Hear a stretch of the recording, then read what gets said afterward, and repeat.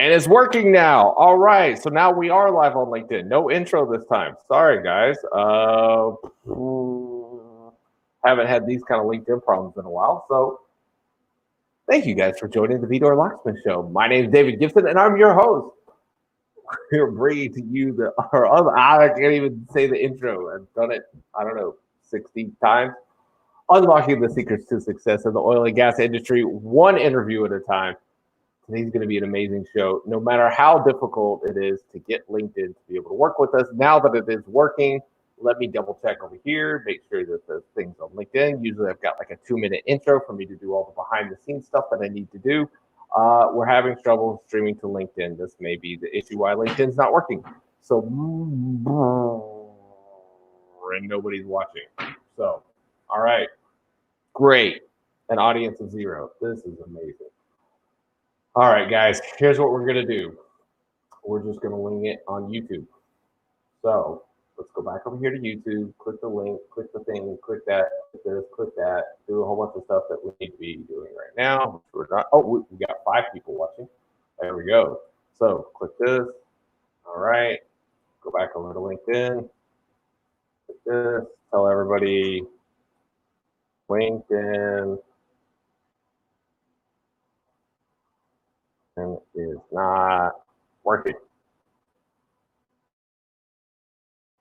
Post it and recommend the post to everybody. Recommend it. If anybody is watching, you can comment in the comment section. We appreciate any help. It's working on YouTube, says Sandy. Sandy, thank you so much for your help. I do appreciate it. If you guys can hear me, let me know. Go back to my network. No, I do not want to connect with these people. Home. All right. Sorry, guys, about this. This is just one of those things. This is all part of being a live streamer. So,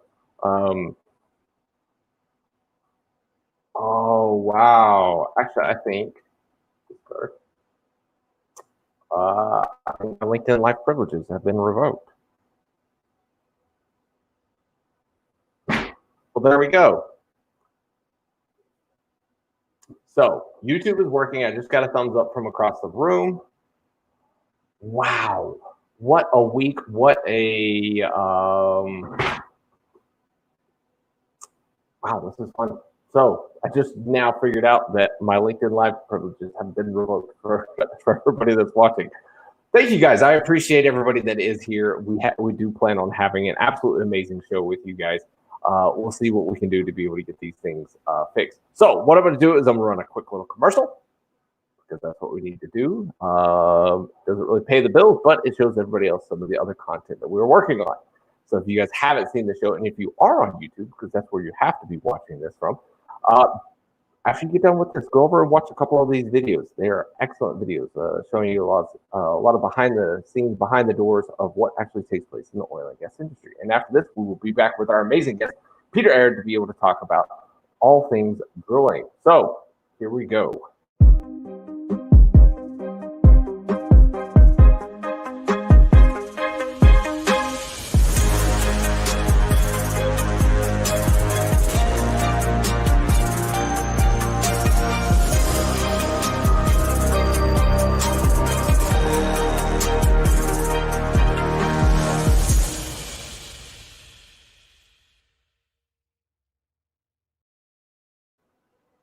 Hey everyone, and welcome back to the show. Today we have the amazing Peter Aird is here with us. Peter, thank you so much for joining the show. We do appreciate it, and I have to apologize to you in advance, sir. Apparently, my LinkedIn live privileges have been revoked, and YouTube is the only place that we're streaming to. And this week, to top all of that off, I was not allowed to send out any invites for this event on LinkedIn. So this is just a Swiss cheese of events all taking place at one time, and I'm figuring it out. Even though we had an amazing show, we went LinkedIn live on Wednesday. On Wednesday, we went LinkedIn live. So obviously, I'm in LinkedIn jail right now. I apologize to you guys maybe I'm just going to take the whole weekend off from LinkedIn, maybe even another week off from LinkedIn, even though I'm supposed to be broadcasting live with Mark Anderson next week. And then the following week, Kurt Meyer. And then the week after that, the IBM Artificial Intelligence and Machine Learning Group. So we'll even see if any of those happen at this rate. So thank you guys so much for being here. Peter, I'll go ahead and turn it over to you because obviously anything that I'm doing right now is just leading to colossal failure. So, Peter, thanks for being on the show, sir. Okay, thank you. Is there any way you can get a kind of an email to all the guys on LinkedIn to go to YouTube, I guess? But well, I put out a little thing. I also put out a little message saying, actually, I need to do the post. LinkedIn Live is not working for me today. Go to YouTube. Must be all the higher echelons in power and drilling. They don't want to hear this stuff, so they've banned you. You know, banned you. That is definitely a possibility. LinkedIn Live is not working. They revoked.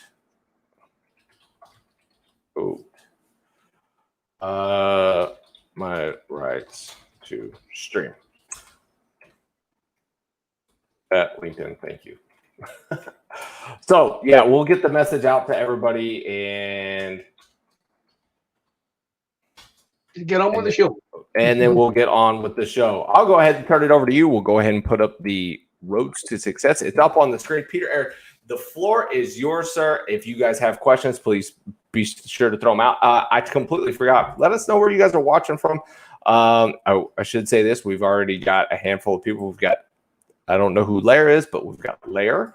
We've got Rolf, good day from London. So we have at least 3 people, 3 comments so far. This is not part of what this is like so off from the norm. So if you guys are watching there on YouTube, be sure to comment so that we know that we've got some feedback coming in. So thank you all for being here. And Peter, it is all yours, sir. Yeah. Is that presentation coming up there? Is it? Yes, yeah, okay. Sir. It is on the screen.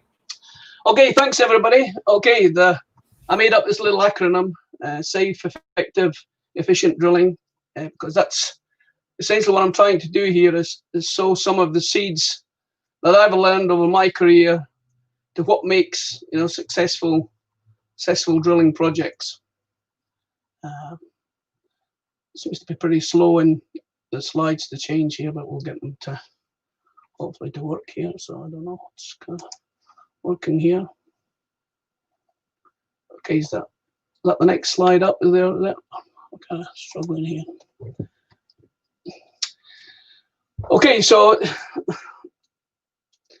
this is essentially a little formula that really sums up the whole presentation. I've always seen drilling as basically just staying out of trouble. That's as simple as drilling. If you stay out of trouble, you will drill a safe, effective well. And all through my career, when things started to fail, I was never asked to participate in figuring out truly how things failed. And until 2015 was actually when I discovered a method which I wish I'd had 35 years before, called latent cause analysis. Because as I will present today in the evidence, there's a mountain of problems that we still have to resolve within drilling. And we need a method that actually gets to the root of these problems so we don't repeat recurrent problems, which we tend to see. I've just been reviewing a 2019 well, and man, the stuff we have forgotten, and particularly in the complex wells. We don't even seem to be getting the basic stuff right in the top hole and the surface hole, in my view, after reviewing a recent report here. So I'm going to actually go to my presentation. Is that presentation changing there all the time, David? I can't see this. I see on my screen it changes, but yeah. So we've got drilling performance myth, a root cause of failings with dead slow, standby, stop, finish with engine. Yeah. Okay, perfect then. Yeah. So first of all, this is the only time you're going to see performance mentioned in this presentation, because drilling is not about performance, and this is how I've always viewed drilling. Is you've got 3 speeds in drilling: slow and steady. And this is where all the warning signs, all indicators will start to emerge. And trust me, when we start to have problems and we go back and revisit the data, we see the warning signs and indicators that we didn't see. And there's less excuse today to not pick up on these warning signs and indicators today because of all the technologies and tools that drillers and engineers and everybody has at their fingertips. 30 years ago, we had none of this. We had a supervisor and a geologist and a 7-pen Siemens recorder, which was good, by the way. It was good. And then we start to slow down a bit because things are starting to go wrong. These are the precursors of all accidents. All accidents have the same warning signs, the same indicators. It's just the end result that could be a bit different. And if things go really bad, people will end up getting hurt or getting harmed. And of course, once you have stopped, you've got to be honest about this. Things have failed. We went from warning signs, indicators, to incidental events, to accidents. And so that's it for me. Drilling only has one meaning, is drilling is all about safety. And safety is all about the control of accident loss. So this is what drilling means to me. Drilling is the control of accident loss. That's it. You don't need drops. You don't need anything else. These are all just offshoots of things that, we dumb down all the time. A bolt falling out the derrick is an accident. It's not a dropped object or a near miss. It's an accident that could have killed somebody. The precursors of this is all the same. It's just the consequence that could be different at the end. And the other thing is, so I came up with, and I'll come to that in the presentation, is I come up with what I call the well safety efficiency. And the greatest well safety efficiency I've ever achieved on a well is 86%. And I'll show you that later on when I come through my case studies. So this is how I see oilfield today. It's a business of failing norms. Okay, we're on this big fat merry-go-round, and it's getting faster and faster and faster. And unlike me that stepped off it 30 years ago and said, what are all these clowns getting up to? We have to change a lot of things if we get allowed to do this, basically. And of course, today, it's the fat that was there is not so fat. So you suddenly really have to think now about the time, the money, the quality, the health, the safety, the environment issues, the people issues, the technologies all at our fingertips today. And it's all relative to value. That's what performance is all about. It's about what's relative to value. There's nothing wrong with spending $2 or $3 more million on a well if it's going to add value. That's fundamentally important. It's about value. That's the true metric, which we seem to sometimes get lost in drilling 10,000 foot in a day, etc., etc. So this is how I see the today. It's been, the industry is full of these oil field pipers that everybody just follows as the standard norm. Look at all the miserable stakeholders being so unhappy, basically. So this is the norms. Just give the boss what they want. Don't rock the boat. Conform to the failing norms. So is this you? Let's be honest with ourselves. Well, I'll be honest, because that has been me many times in my career. It's been easy just to sit back, give the boss what they want, don't rock the boat, just do what they want, easy peasy. But for people like me, can-do people, we kind of get bored and we have to move on. And we have to find organizations that are going to do something different, are going to change, are going to start to address all the problems that we see. So we're going to start this by starting with ourselves. This is where drilling success ultimately always starts with, is with ourselves. It's called introspection. And this is what I discovered in 2015. This is what latent cause analysis is always about. When you have a problem, you always should start with yourself, because you've contributed to that problem. If you were on that well, if you were the supervisor, the engineer, and you get stuck or have a failure or whatever, you were part of this. You wrote the program. You're out there supervising. You are part of that problem, So introspection, I'll have to read some of my notes here. Introspection is the examination of one's own conscious thoughts and feelings. It's closely related to human self-reflection and self-discovery. It's the opposite of looking at others, blaming others. Yeah. So why would you want to implement this? It's because it evidently leads you to knowing yourself in a much better way. And so you can start to analyze all the mistakes that you have been making, so you can learn from them. And it presents endless opportunities to catch yourselves repeating the same failure patterns that inevitably leads to the pain of change. Because trust me, when you have really failed and you take responsibility, when I'm on that drill floor and my driller is stuck, I have that sick feeling in my stomach, you know, we're stuck, you know. And so what do? You train drillers to get a little bit stuck or take a little kick, because if you have little problems, they're easier to fix. But trust me, when it was my well, I'm on that floor, I take responsibility, I take accountability. And when things start to go wrong, you start to feel that pain of failure. And too many people don't feel that pain when things go wrong. And that is the problem. So exploring failure is the most useful result of failure. And to me, that's what it's all about, you know, is exploring failure. It's the key aspect of drilling today. My purple period was most probably from 1996 to 2009. And certainly from 2005 to 2009 in Aberdeen, I had the two best jobs in my career with Kerr McGee and Marathon. Fantastic high performance organizations, total empowerment, basically, you know. I left Kerr McGee because we were there to sell the company, and the company got sold. I went to Marathon, and Mike Rafferty said to Graham Taylor, the drilling manager, Mike, you better keep this guy busy, because if he's not kept busy, he's going to quit. And sadly, Marathon didn't have any wells to drill, and I had to move on. But these were my two best jobs by an absolute mile. A high-performance organizations when I had small, high-performing teams and total empowerment.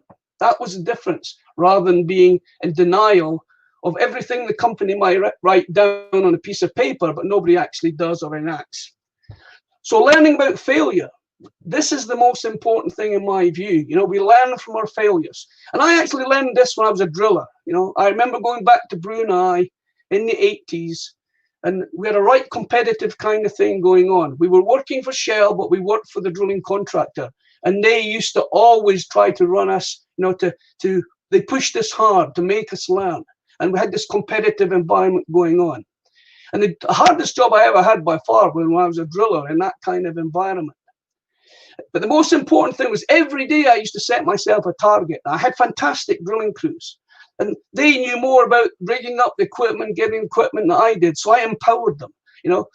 But every single day I set myself a target, something always went wrong, you know. And so I quickly learned that, you know, you set yourself high targets, but things are always going wrong. And the secret about success is about learning about things that go wrong. And this is the problem here. Look at this purple mountain.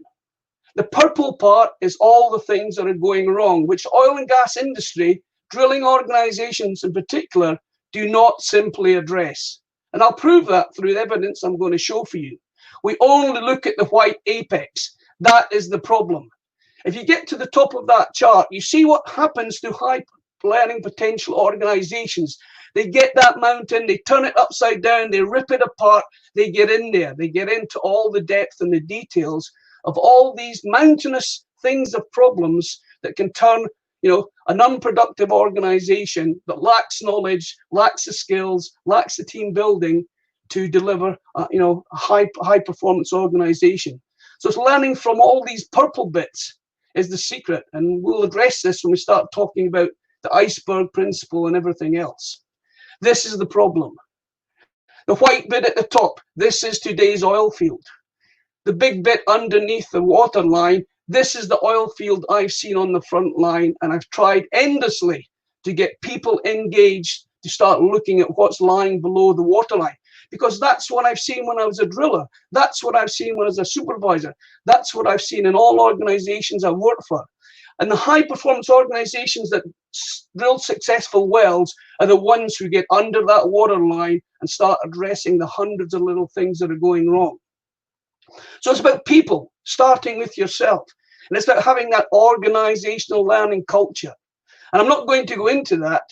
Basically, I'm just going to focus on the three, as I said, the three key points that to me is important for drilling. Understanding your problems. And once you realize there's a mountain of problems, this was my problem for decades. There's a mountain of problems. I don't know how to learn from them. you know. And I did do, when I was at Marathon, a couple of root cause analysis courses, but they were software related. They weren't ideal for drilling. And so I found this latent cause analysis, which I think is the key for current drilling organizations to truly take you to that next performance level. Because that's the problem. Once you get out of denial, you start empowering people and you start seeing the mountain of problems that you have. Biggest problem now is how do you take these learnings? To learn is easy. The problem is how do you translate and sustain these learnings? That's the hardest part by far. So the culture of learning, I'm not going to go into that. There's a mind map I found online, all the important things, but organizational learning is so important. I put 2 little exercises at the back of your presentation, 2 little questionnaires, and you can decide how good you are, what kind of environment does your organization give you to learn, and how good are you as an organization that learns. I say the high performance organizations that I worked for were unbelievably good at that. It was like chalk and cheese from some of the bigger companies I worked for, where you were simply just a number. You were expected to have a problem, pick up the telephone, call town, and wait for them to give you an answer or something to do. And that's the problem, because once you've created that kind of environment, people stop thinking, they stop reacting, they stop responding to the right things. So 4 elements of organizational learning. I'm only going to focus on the 4 key bits in the middle. You've got to have a culture of continuous improvement. You've got to have a defined learning structure. You've got to have intuitive knowledge processes. You've got to have great leaders who are going to support you and not blame you when something goes right or wrong. And that's what I had when I was at Kerr-McGee and Marathon. It was, we did good, we did bad. Good job, Peter. Oh, we can't do that because of this and because of that. Keep those ideas coming. That's what I'm talking about when you're in that kind of true learning environment that is far, far more likely to drill safe, effective, efficient wells than when these key elements are there. So here's an example of a continuous learning organization. I would challenge every single operator in the North Sea, offshore in the Gulf of Mexico, in any offshore environment, because that's really what I'm focusing on, because most of my career has been offshore, to present this kind of learning curve. And there's 2 facets to this learning curve here. I'm not going to go into too much detail about this, because there's only 2 ways you can improve the drilling process. The first one is through incremental change. It's getting into that mountain and changing hundreds of little things and making them better. And I'll give you an example. When I was an assistant driller, we used to put packing into the wellhead housings on the offshore well. And it used to take us about an hour and a half. And then we figured a way, if we can get the packing into hot water and we get a high pressure gun and we put air on the end and we pack this gun with these hot, softer rubber, and as soon as that hanger lands and we put air onto this cylinder, we turned a 1.5 hour process into a 5-minute process. That's what we're talking about, incremental change. It wasn't radical change. It was just finding a way to do the job better. And on this learning curve, you can see what happened. They came up to a barrier where all this incremental change, essentially, they couldn't go any further. And that's when technology kicks in. In the 90s, the technology then started to kick in. The PDCs, the MWDs, the synthetic muds, the better cements, the top drives, the bigger pumps, the high pressure systems, rotary steerables. And that's what took us to the next level in this organization. And I'll be showing us a case study very soon. And you'll see there is no sign of learning in this offshore environment from a massive, massive big data set of studies. But some high performance organizations, they can do this. And like I said, it's about people. It's about organization culture. It's about empowerment. It's about incremental change and radical change. Giving the people the power to change. Making people want to change. Making people to want to buy into the kind of culture you created. So as I said, it's all about learning from our drilling failures. So this was my journey. The biggest mistake I made was to go on that course in 1988, Practical Loss Control Safety Leadership. And it kind of totally transformed the way I thought about drilling. I've been drilling for 8 years. I walked out that course after 5 days. Drilling, it's the control of accident loss. That's it. And that was the game I tried to play for all and throughout my career. So for me, I've always tried to lead a loss control approach when permitted to do so. My job is to stay out of trouble, avoid problems, and that's what's going to give my crews, a safe environment to work in. And sadly, throughout most of my career, when big things went wrong, I failed to learn from the majority of my drilling failures experience. Here's an interesting fact. Not once in 40 years did I ever participate in an investigation process. I was the team leader. I was a drilling supervisor. All these things that were going wrong, which we did our best, obviously, to prevent in the first place, it kind of stopped there. We stick a plaster on it, and we don't truly learn. So, but thankfully, as I said, being a can-do person and, being, not one to sit in a failing norms type of organization, I went out and I got into some very exciting can-do projects.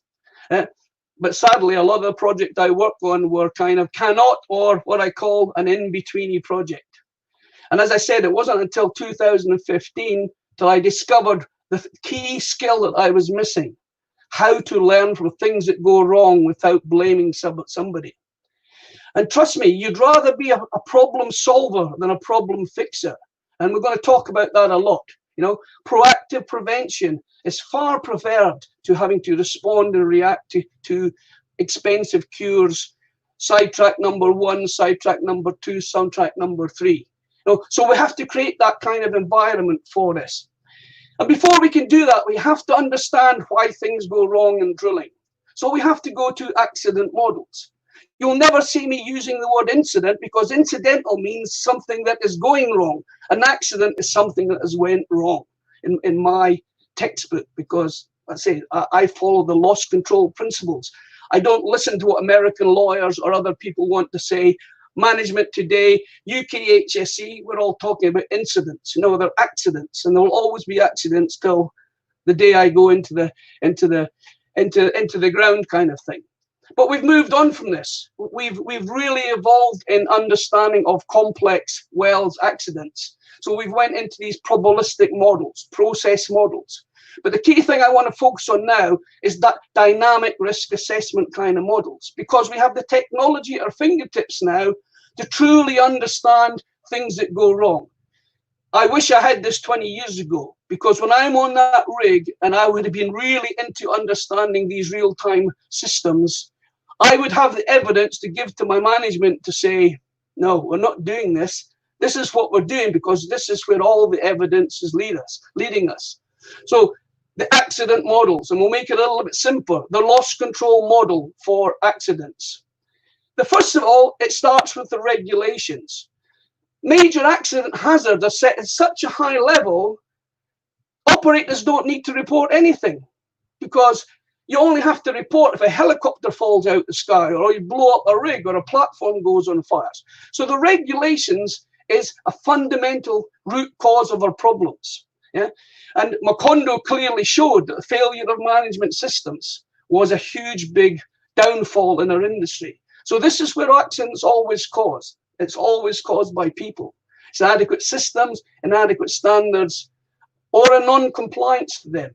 A lot of companies have perfectly good systems and standards, but people choose not to follow them.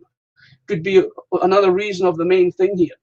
So if we don't have good systems, standards, compliance, people job factors creep in, substandards acts and conditions arise, we don't do the right things. Then we get into incidental effects. So the BHA is not being properly designed. We're drilling through an interbedded formation. We're getting much, much more vibration than we ever expected, for all the warning signs and indicators that went on through the process to that point. And if we let this incident continue, the pipe's going to break, or we're going to get stuck, and we're not, or we don't make the right decisions when these things start to happen. So incidental failures start to result. And as a consequence of that, when something breaks, something fails, we get stuck, we get lost of relation, this is an accidental event. It's the same precursors of people getting hurt. It's the same chain of events we go down. You know, nothing's changed. It's a physical problem. It's a non-injury related problem, but it's still in loss control terms seen as an accident. And then we get into the loop, and this is the simple the cycle of accidents. Little things cause little accidents. Big things cause big accidents. Yeah, and as accidents start to escalate, then the magnitude of the loss, the waste, and the likeliness of somebody getting hurt is going to increase. So we get bigger accidents occurring. So let's look at the Swiss cheese now. You know, to have a major accident, all your problems have to line up, and we must understand and appreciate that. So you have to work really hard to have a big accident, to get your pipe stuck, to have a well control event, to have an equipment failure, where 95% of our drilling problems occur. You know, in 35 years, one thing I'm tremendously proud of is I've never put anybody in a helicopter that had a serious injury. So in my whole career, you know, I've not yet to experience a personal injury, but I've had experience. You know, I reckon it's like maybe 4,000. I did some maths. 4,800 significant lost time accidents that were non-injury related. And if you want to start addressing these, you start them at the beginning, not at the end. So I say dynamic risk assessment models. This is the key thing for future drilling success. Boy, I wish I had stuff like this when I was on the rig. Getting all this data coming back to me now. These real-time systems, you can see, because you can replay the problems. This is the beauty of these systems. We have so much big data today. You can shove this data into these systems, and you can replay almost every single little piece of data that was going on in the well. You know? And we did this in Norway in 2014. We went through all the offsets. We looked at the key problems they had in the offsets. We put it into the e-drilling simulator. We made everybody go in the classroom and replay the problems, because the last thing we want when they go out to that well is to have real-time kind of problems, or they understand that chain of events, so they can pick up on the warning signs and indicate this far better. So I didn't have these throughout my career, but I really see this. Dynamic risk assessment is what it's all about. You know, not having a risk register, because this is how it typically works in organizations. You have a risk register on your desk offshore, and it sits there, nobody ever opens it. That's not how you have to manage real-time drilling risks. Real-time advisory systems and training people in this is the key thing as well. You have to train the people offshore, and you have to make sure the people in the real-time centers are really truly understand the natures and mechanisms that's going on there. But this is the key thing now for future accident prevention. And that's the key point I'm trying to say here. Is why should any accident, incident, loss be viewed as any difference to personal safety, injury, or harm? Because it's all the same precursors. It's the outcome that's different. You know, whether somebody gets hurt or not, that's the key thing. And so this is the industry, and you know, everybody hopefully is having a little joke at this. This is what we do when something typically goes wrong on a drilling rig. We find the nearest person to blame. You know, we don't have a truly introspective method that immediately we start to deal with the problem. Let's take stuck pipe for an example. What's the most important thing in stuck pipe? The driller has to know immediately what to do. So if you're a really good drilling supervisor, every single section on that well, you have these discussions with the driller. Okay, Joe, what's going to happen if you get differentially stuck in this particular section, in this particular formation? What's going to happen if you start to pack off? What's going to happen if you get into a mechanical problem? And that's the real way to deal with this. I say this proactive kind of prevention rather than the cure. So just like stuck pipe, we should be doing this for everything. And when something goes wrong, we all try to work together to solve the problem. And that's the key thing of this.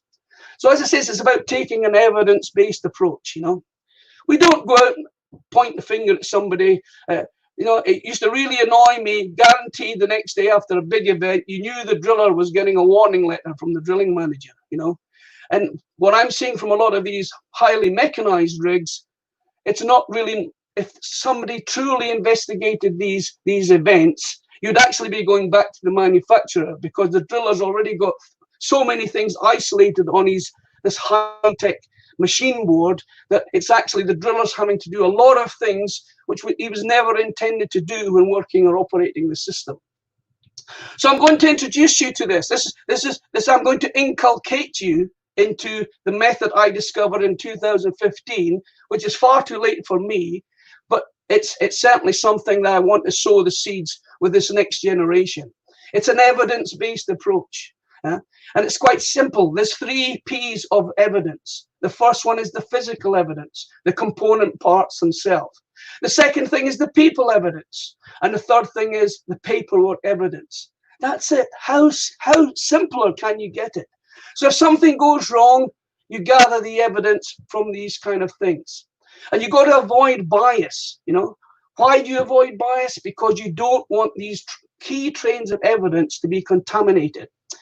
So let's ask ourselves, what of the 3 P's evaporates the fastest? So what do we think of the 3 P's actually evaporates the fastest? Well, it's the people evidence, which, by the way, is also the most important. So what typically happens when we have a major catastrophic event on a rig? The top dive crashes and it hits the floor and there's pieces lying everywhere. No one was hurt. And so we hear the statement, no one was hurt, that's great.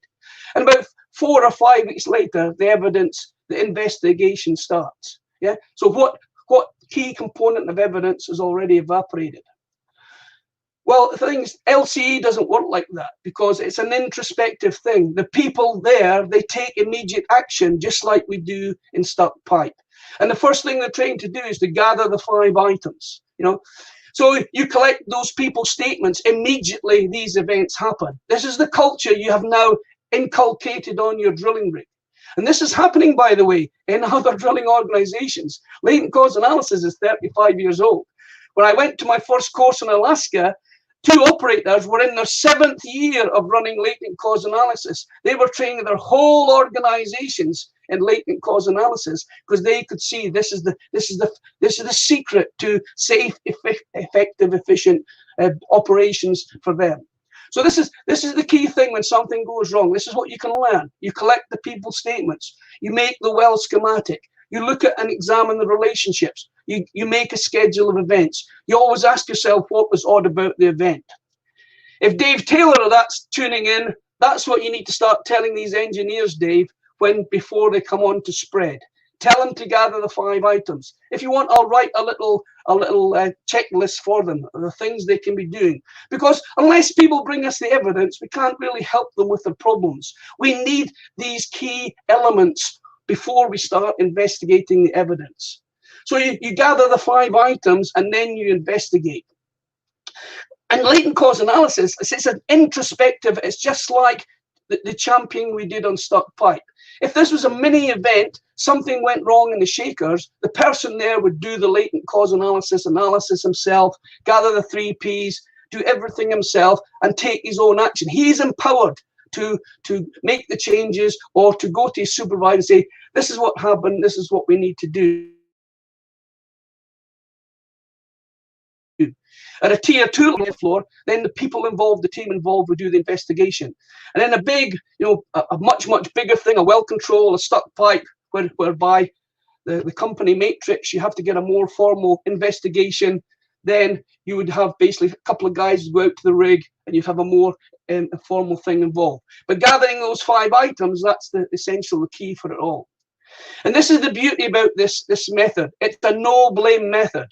When you gather the evidence, you identify who was involved with this. And once all the evidence has been gathered, you conduct a stakeholder meeting to this for the maxi events. As I said, the mini and midi events, you deal with this at source immediately. You're empowered to get on and find out why this thing went truly wrong, using, inculcated in a truly powerful method, culture, safety culture within your organization that's going to create exactly the right behaviors for people to know that we're going to get to the bottom of this and nobody's going to be blamed. Because the evidence will point at the persons who were responsible, and this is the key thing. Yeah. So you conduct a stakeholder meeting for a major event. And there is only one rule. You're not allowed to blame anybody but yourself. So if the evidence is pointing towards you, you were the one that wrote that drilling program, and there was absolutely nothing in it about differential sticking or vibrations, whatever else. You have to feel that pain of the evidence, and you have to learn from that experience and hopefully never make that same mistake again. And that's the beauty of it. It's making people experience the pain of their failures so that they can basically, on the next time around, they can make sure we learn from this.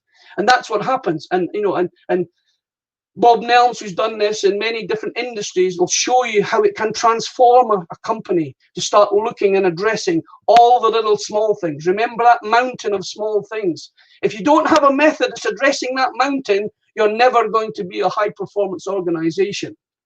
So we'll give you some examples now of this, the physical evidence. Well, here's the physical evidence, you know. Don't be waiting for somebody to get hurt because you could wait all your career, like myself. Because 95 to 97 of all accidents are non-injury related. I didn't make this up, you know, and we'll prove this. In 1993, the ucces did an industrial study.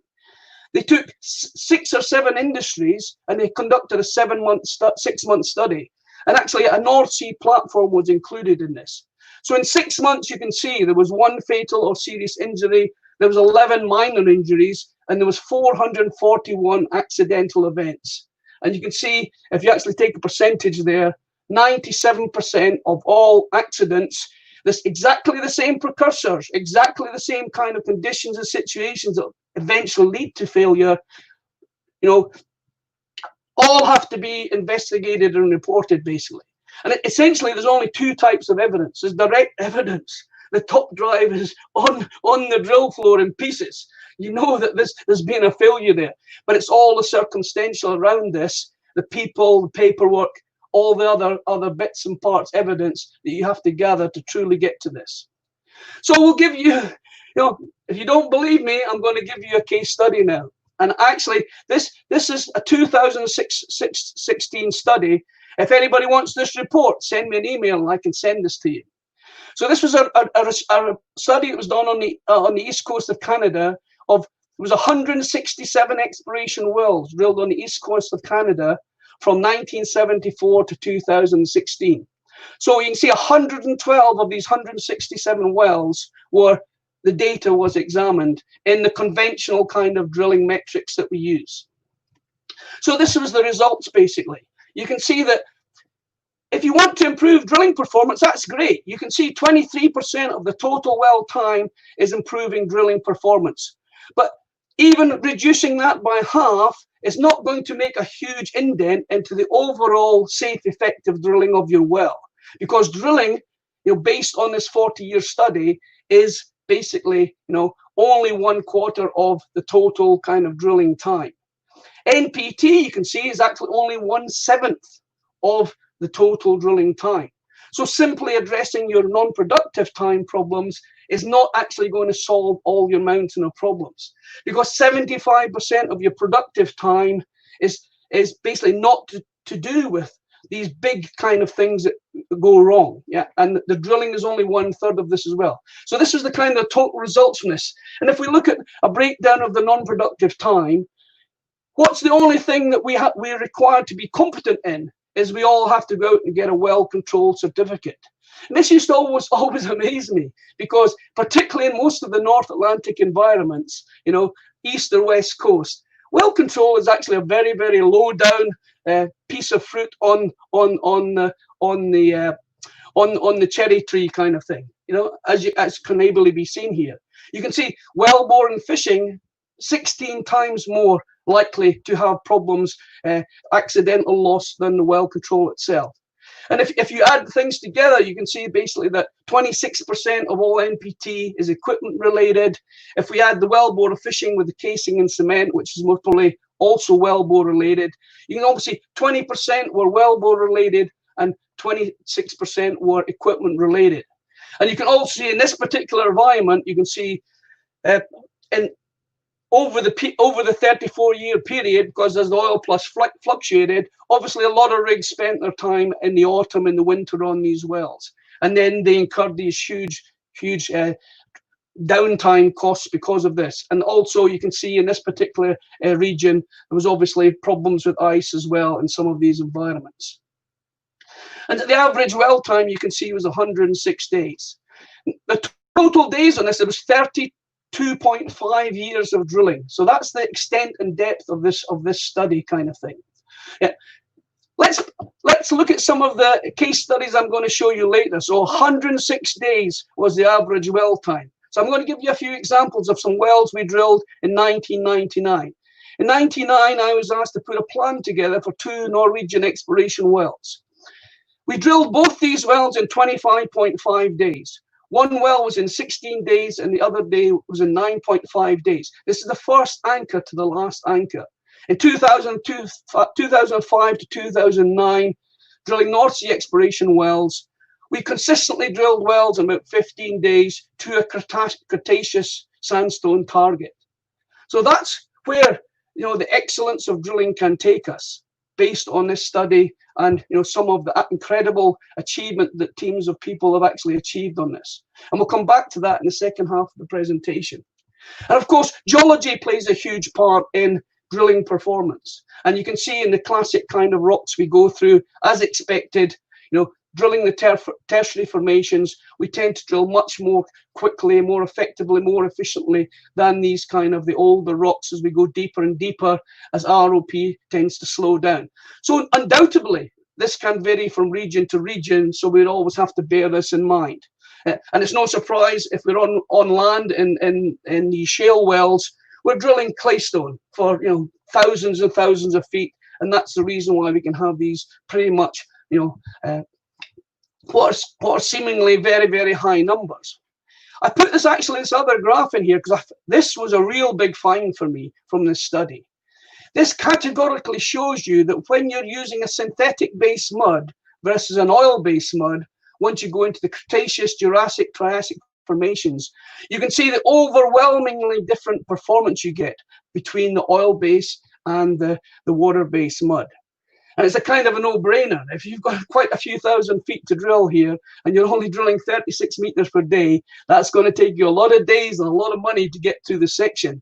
So to justify going to synthetic-based mud and the shipping and skipping, it's kind of a no-brainer, because you're going to be, you know, hugely financial benefit from this if obviously other things don't arise in this well.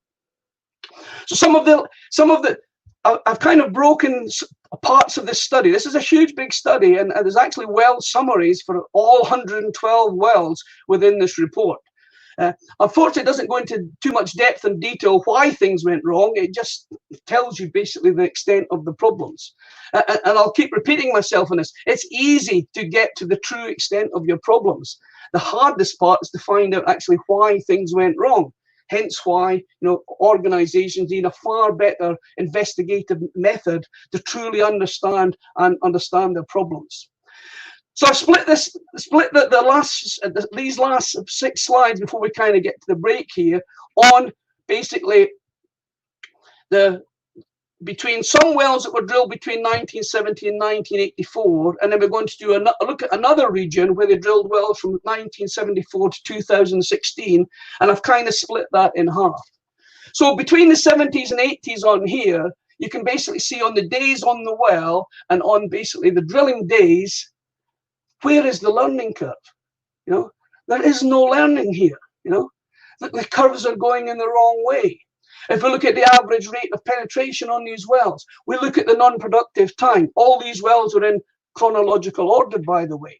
Where is the learning curve? Yeah, this one's going the wrong way because this is the rate of penetration per well, and this is the non-productive time per well. So we can kind of conclude from these basic graphs is there doesn't seem to be a learning in this particular environment. I say the second part of this now was looking to more of an environment where you're going to get the semi-submersibles and the drill ships. So this is kind of right up my street. This is where I've kind of spent most of my career. So you can see here in the Flemish Pass and the Orphan Basins here from 1974 to 2013, similar kind of statistics, you know, quite similar NPT. No ice problems, you know, much less waiting on weather, because classically these wells would be drilled in the spring or the summer months. So we would kind of expect to see this. The drilling overall, we can see basically 23%, very much like the main bulk of the study.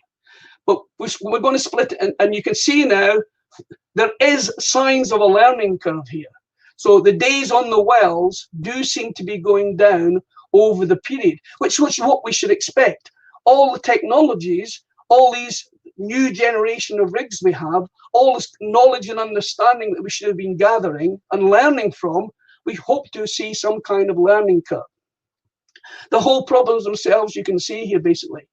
Wellbore stability pretty much in the same ballpark. Well control exactly in the same thing, right at the bottom of the pack.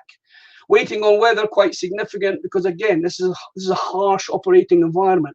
Equipment much higher. Again, you'd expect this in a harsh operating environment, particularly in those early years. You will see that rigs fall apart. A good statistics from west of Shetland was third generation rigs incurred 9 times more equipment downtime failures than fourth generation rigs. So getting the fit for purpose equipment out to these kind of environments can make a huge impact on the safety, the effectiveness, efficiency of your wells. So if we start looking now at these are the wells that were drilled up to the 2003 period.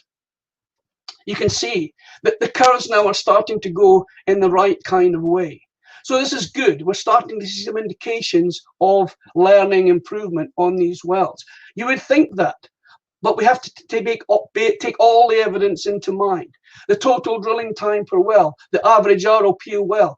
These curves are going in the right direction. We would think so, but let's wait till we get to all the evidence, okay?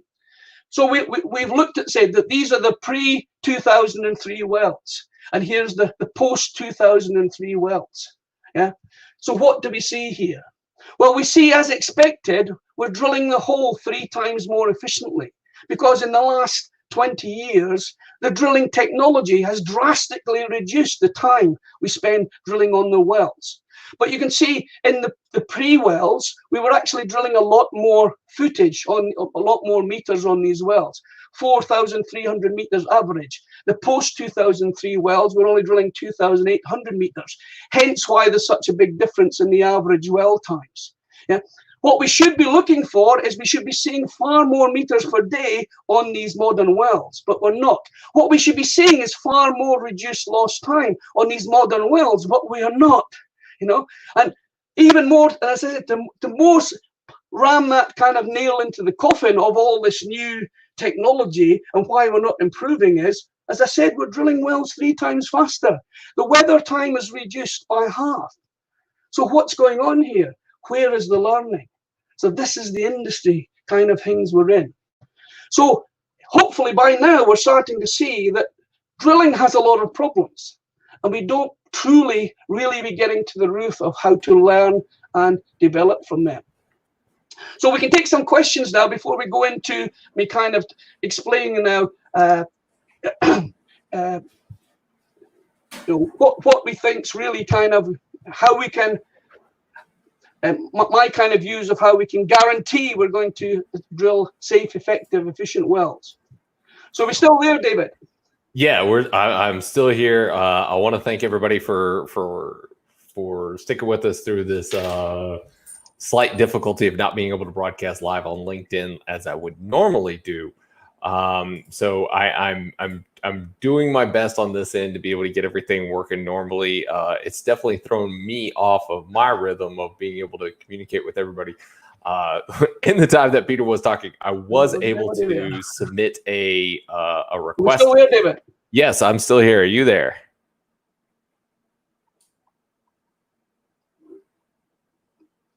Can you hear me, Peter?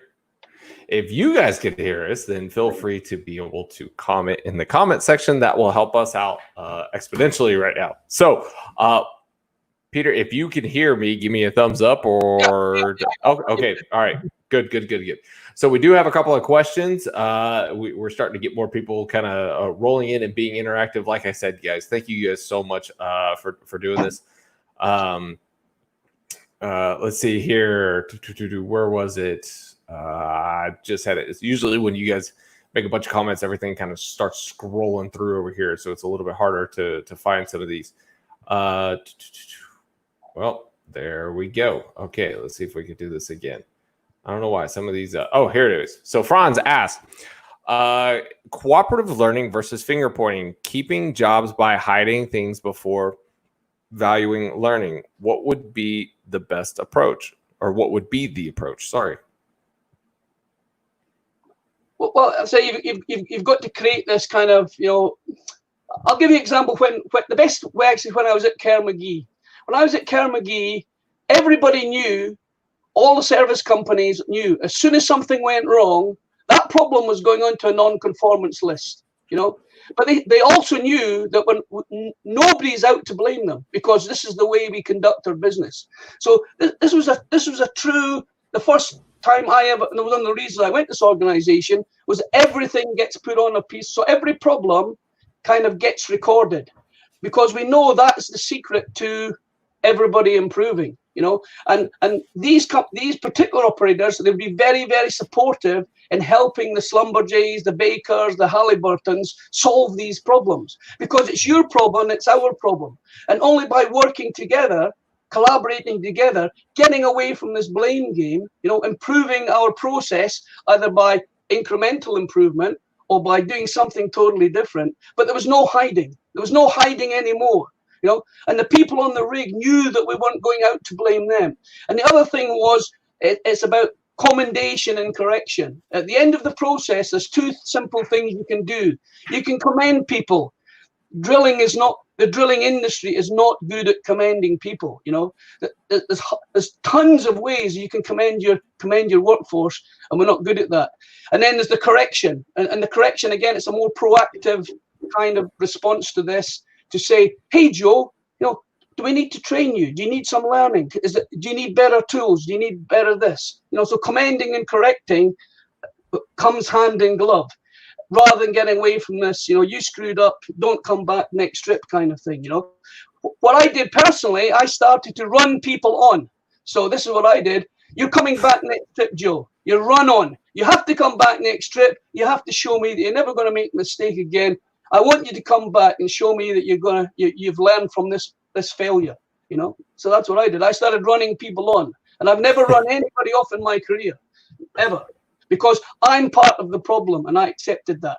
I'm ultimately the supervisor, and that's another thing that can really work on the rig. You get the call from town, they're looking for somebody's head, and all I used to say was, you want to blame somebody, blame me. I'm the supervisor, and then see the good feel that goes around the rig now, because everybody's telling everyone in the coffee shops, that company man, he stood up for us. He's not out to get us. He just wants to make things better. He just wants things to be right first time, do the right things, stay out of trouble. That's the message. That's the kind of culture you create to have a world-class organization. Ordinary people then can achieve extraordinary things. Well, I can tell you this, Peter, you were never my company man, because I was run off. I was definitely not run on. Yeah, I've been run off a few times as well, but I would say I've been run off and run over. Okay. I haven't been run over, all right. Yeah. So we got a question from Dave Taylor, an individual that you mentioned earlier during the presentation. As you refer to dynamic risk assessments, are you talking about proactive methods to pick up failures before they occur, using big data in a predictive way? If so, what more do we need to do? Thank you, Dave. We do appreciate your question, and Franz for the previous question as well. That's a really, really good question from Dave. Well, the first thing, Dave, as we know, your risk always starts in the pre-planning. So in the pre-planning and the planning, we try to get our risk sheets. And what I created was, I called it a tornado chart. So I have a tornado chart, and I'm drilling the 12 1/4 inch section. And at the very top of the chart is what we think is the biggest risk. And I get all the people on the rig to get involved in this, because they're the guys out there that have to do the proactive stuff to stop it from happening. So before we drill the section, we get the tornado chart, and we look at our models that the engineers have created. So that's what we've done beforehand. But when you go drilling now, this is a dynamic situation now. What you've predicted, what you said you're going to do, can change within a meter of drilling into something unexpected.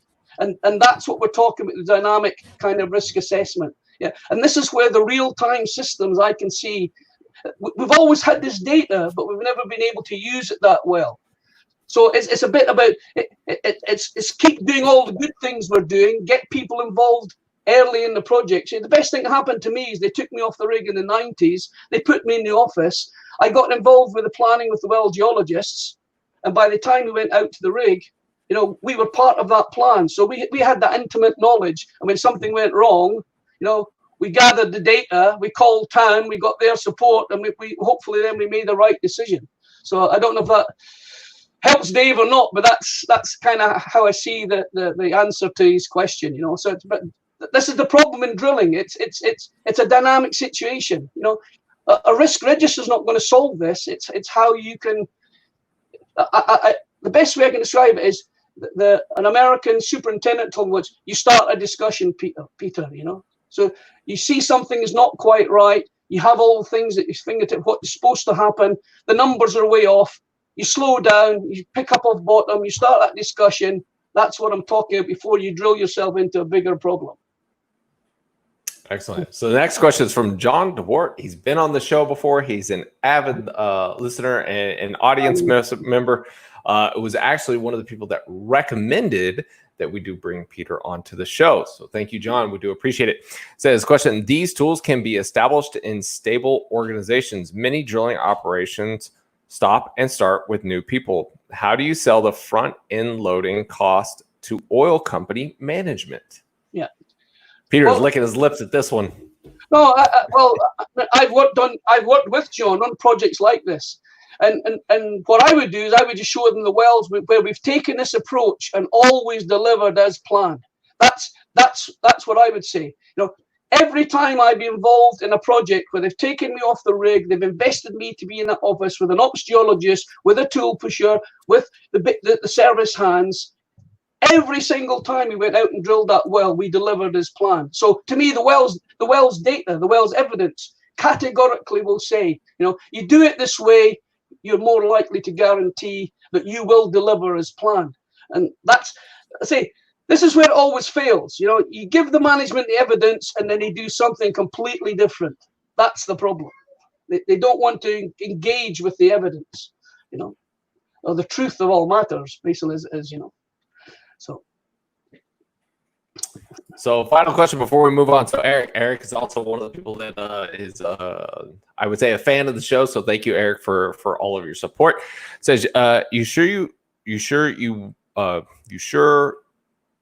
want people who question themselves and their own responsibilities when anything goes wrong? Did I write the instructions properly? Did I make sure the instructions were understood? Exactly. Yeah, I guess that's kind of a question or a statement there now that I've read it. I just saw the question mark. I was like, hey, a question. Yeah. Well, that's right. I mean, you know, the thing is, we always used to try. I used to always keep my instructions to the driller very basic, because what you really want them to do is if something looks a bit amiss, just call me. That's really what I wanted them to do, you know. So if anything because the secret is, you get yourself into a little problem, it's easy to solve. And that's the accident model, remember. Little problems create, you know, little indicators cause little problems, little incidents, little accidents. That's the time to resolve them. If you don't nip these in the bud, then they become bigger things. So if I went to the drill floor, if you pull to this amount, don't do anything else till I get to the drill floor. And when you got there, say, great job, Joe. You know, we're only a little bit stuck. We should be able to get free with a lot more ease, you know. So, but yeah, you start with you always. I never had a problem with that, because, you know, I always saw myself as part of the problem, because I don't claim to be a guy that knows it all, but I try to do my best to make people, you know, understand all the things that are going on in the well, you know. Well, I think that's it all for the questions that we've got right now. Peter, I'll turn it back over to you. Put your presentation back up on the screen, and it is all you, sir. Okay, so hopefully we're getting the picture on the mountain of. There's a mountains of problems out there. So the second part, well, yeah, we've got the people evidence and the paperwork evidence to kind of go through. Then we'll get into the kind of the second part about, you know, how do we resolve all these problems? So the people evidence. So This is the dirty dozen factors of denial. Because the opposite of empowerment is denial. So that's why the right word to use is denial. If you're not being empowered, you're in denial. Okay? It's because you conform to these norms. NPT, that's enough. I just read a report. 17% NPT on a 180-day well that went 40 days over budget. And there's nothing in the end of well report talking about this 50 or 60 or 70 days that they've lost and wasted on that well. It's ridiculous. You know, who's managing this? It's about poor communication, poor discussion. You know, it's about complacency, non-compliance. We told the driller, take 20,000 a drag, pick up 2 stands, break circulation gently. They run 2 more stands. They break circulation, the well fractures. We don't think that's a problem until we pull out the hole and we can't get through that zone. We run the log. It hangs up at that depth. You know, that non-compliance now has put us into about 3 weeks of problems. You know, it's a 21 on a deep water well. It's a $21 million event because somebody thought they knew better, or they didn't take a time out to say, what exactly do you mean by this? Do you really want me to do this kind of thing? You know, the lack of resources. And we can see this goes 2 ways. Some organizations are over-resourced. If you have 7 engineers on a well, you're going to get 7 times the pages in a drilling program. It's not going to be any better. But certainly a lot of organizations, they are certainly under-resourced. And when we were working in Kerr-McGee and Marathon in the 90s, in 2005, 2009, I was under-resourced. And I had to empower the service companies to do a lot more for me. And they tend to working in the same kind of culture and environment, and they deliver this. A lack of an awareness, you know, to this. I can give an example of this as well. I remember I got a phone call once from an operator who wanted me to go and supervise on a well down West Africa. And they said to me, when's the well going to be spudded? They said, oh, in about 2 weeks. And I said, you're just going to send me out to this rig, to this, is it quite a complex well? Oh yeah, it's a complex well. So you've given me no involvement in the planning and you're going to send me out to this rig and you want me to supervise something I know nothing about. How irresponsible is that? You know, and I told them, I'm sorry, I just can't work that way. You know, I'm going to go out there and I'm going to read that program, and there's going to be lots of stuff in that I don't like in that program. So there's no way on this planet am I going out to supervise on that well. You know, I'm used to getting involved in the well in the planning stage because I know that's what delivers much, much more trouble-free, you know, more effective, efficient wells. Poor teamwork, assertiveness, lack of knowledge and experience, tired and fatigue, under constant pressure, under constant stress. So these are the 12, the dirty dozen of human factors. So how can we prevent them? Well, I told you it's about empowerment. That's what it's all about. Great organizations, you're in total empowerment mode. You know, you're giving far better training. You're given the opportunity to be much more aware of everything that's going on in the well. The feedback systems, the reporting systems are far better. You know, you're doing much, much more inspections and audits to make sure you're really getting into the depth and detail of avoiding these failures.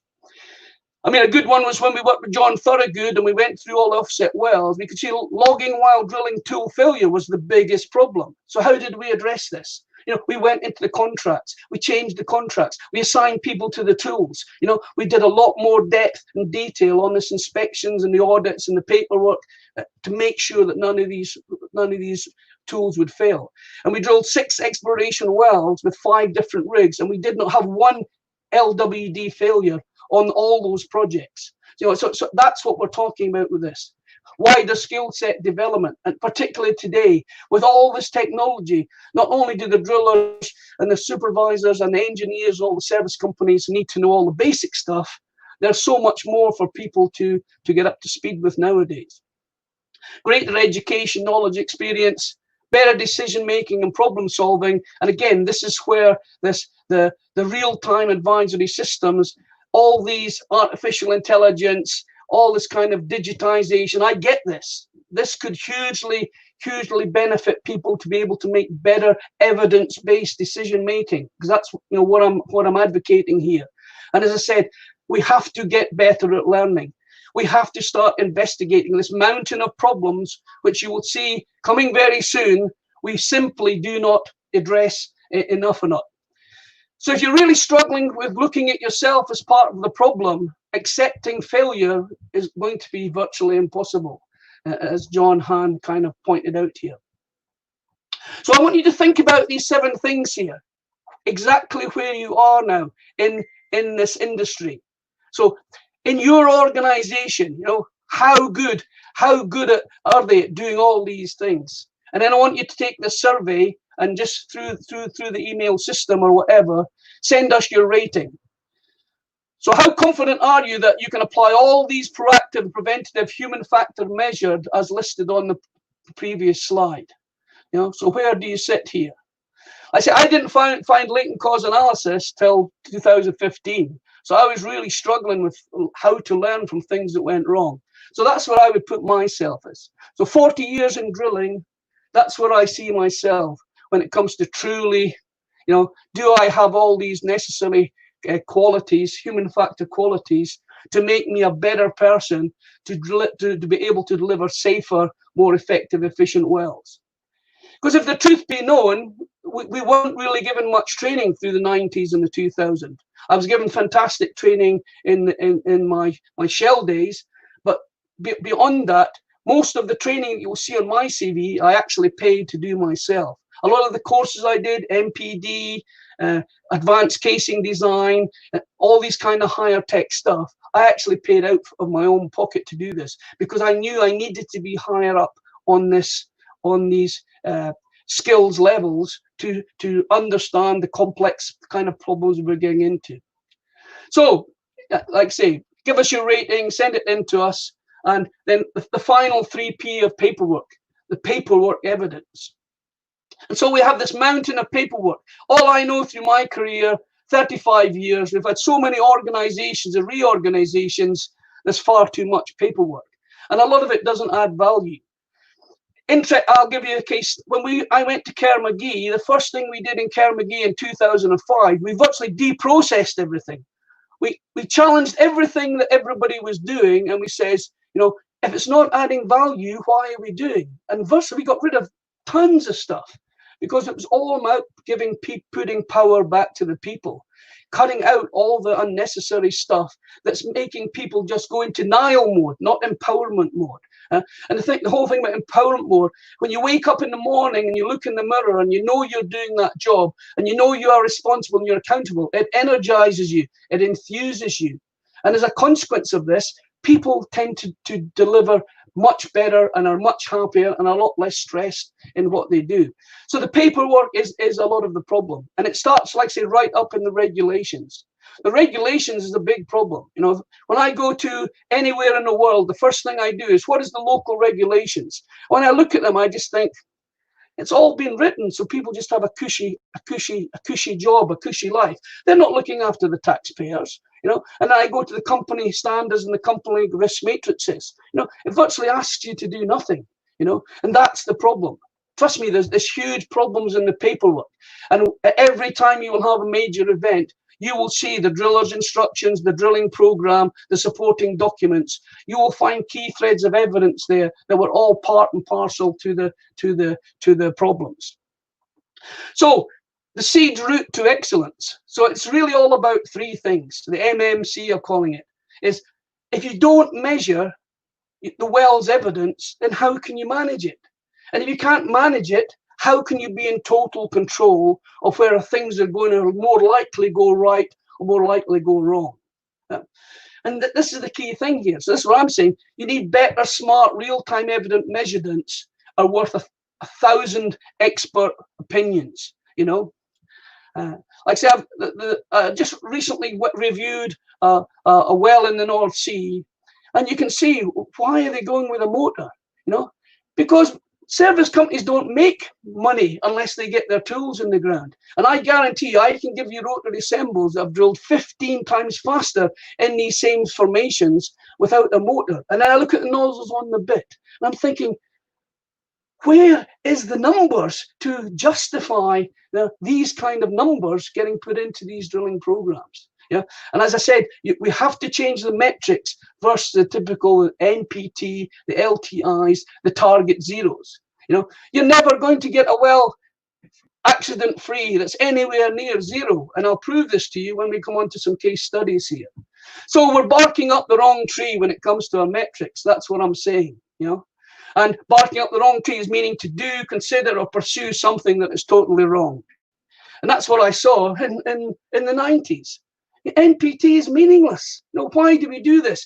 Because of the drilling iceberg. This is what we look at generally. This is what the regulators, the oil companies, people typically look at. No one got hurt. That's the kind of strategy we have. So why is all this evidence below the waterline simply being ignored? That's the difference between an injury approach and a loss control accident approach. We see every accident for exactly what it is. It's the same precursors to somebody getting hurt, but we do something about it. And that's what you do if you take a loss control approach like used in other industries, like aviation, railroad, transportation, shipping, for example, have been doing loss control for the last 40 or 50 years. And that's the problem. That's why we never get to the root causes, because we just focus on the symptoms. We put sticking plasters onto problems and then move on to the next well, never having solved the problems in the first place. And that's why, if you go back to the case study I showed you, that is the systemic problem, why in regions there is simply no learning curve, because we never get to the root of the problems. Now, here's a key finding from Macondo. So don't even listen to me. This is one of the key findings from Macondo. There's a wide scope to improve to ensure that lessons are learned, not just from major accidents, but from every lost time event, inclusive of all near misses and unexpected occurrences. Because this is the difference between profit and loss. Understanding hazard, problems, and risks. You truly understand your problems, your risks. You stay out of trouble.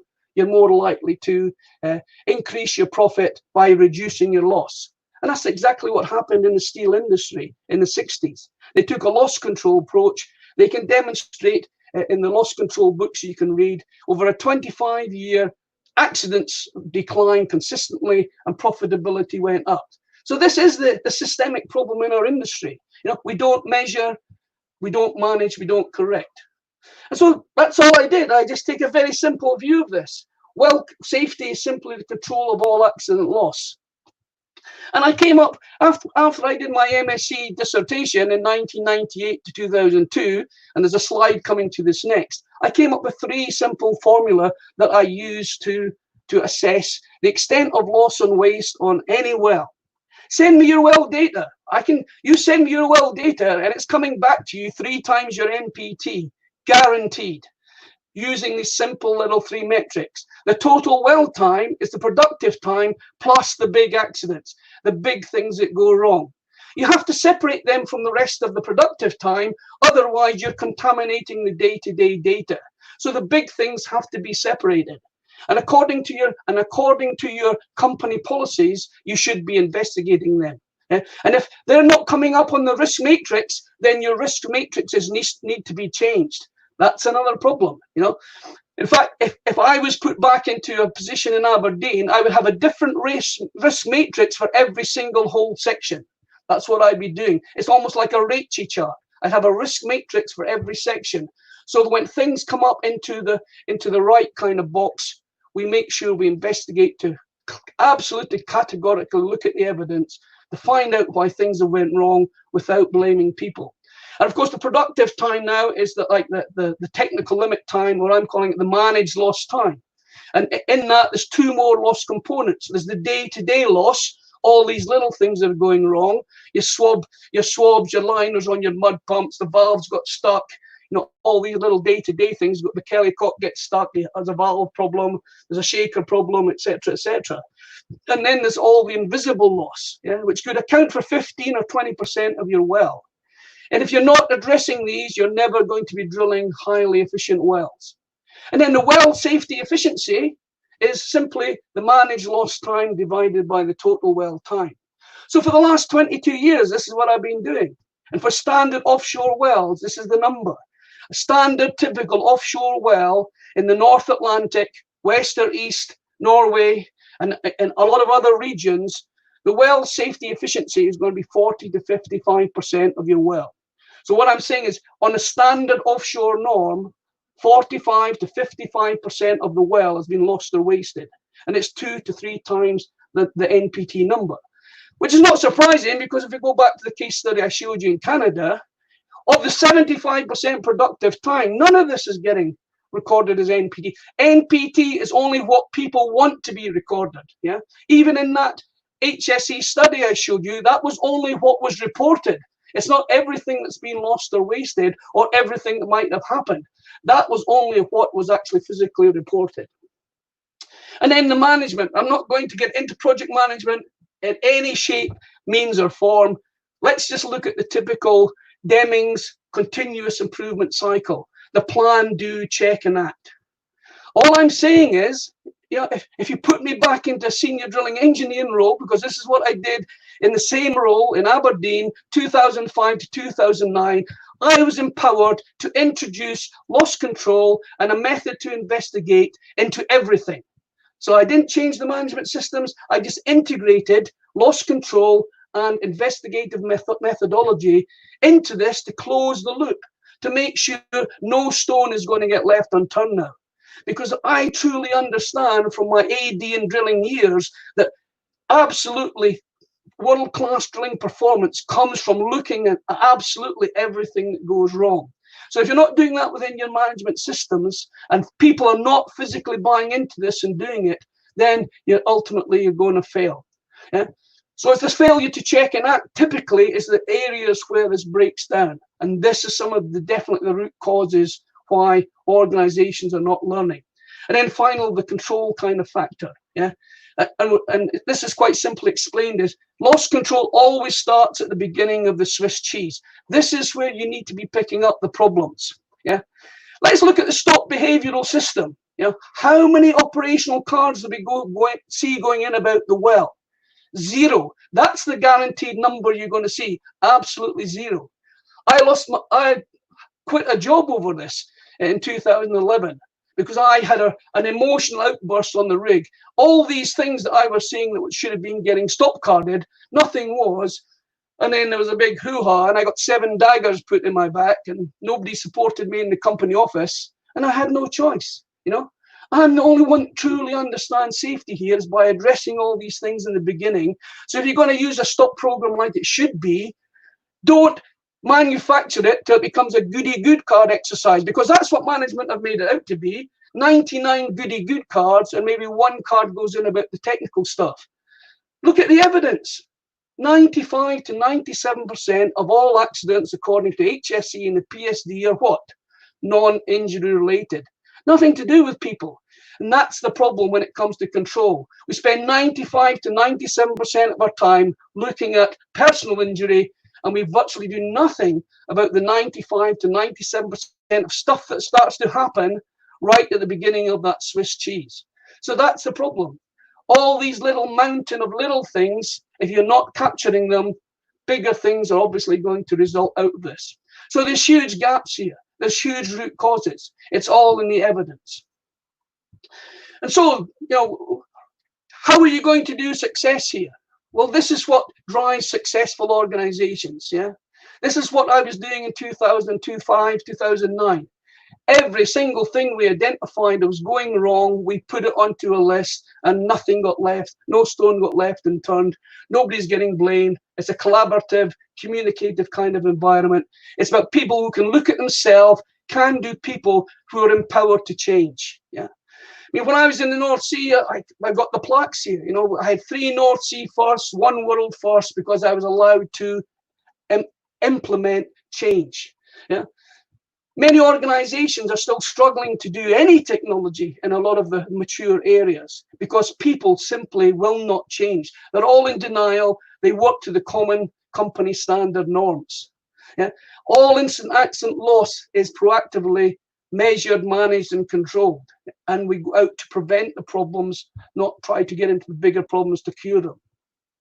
And as I said, and once you see there's a mountain of problems out there, then you start training the people in your organization, to be able to investigate problems, to try to get to the evident causes of why things are going wrong, avoiding blame, avoiding the blame.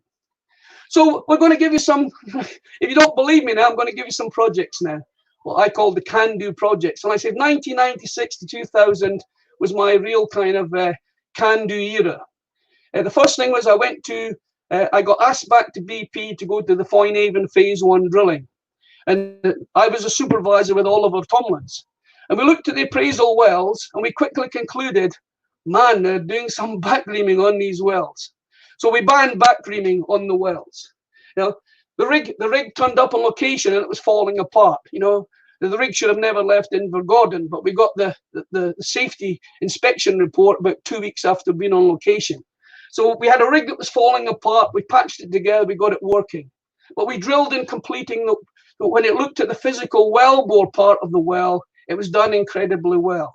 You know, I was allowed to implement the loss control, getting on top of the problems. The drillers were very, very reluctant to adopt some of the practices that they said that they were unfamiliar, uncomfortable with. But once they drilled to the TD of that 12 1/4 section and pulled all the way out on elevators, they could see that us slowing down a bit, making sure we were cleaning the hole, getting the cuttings away from the bit.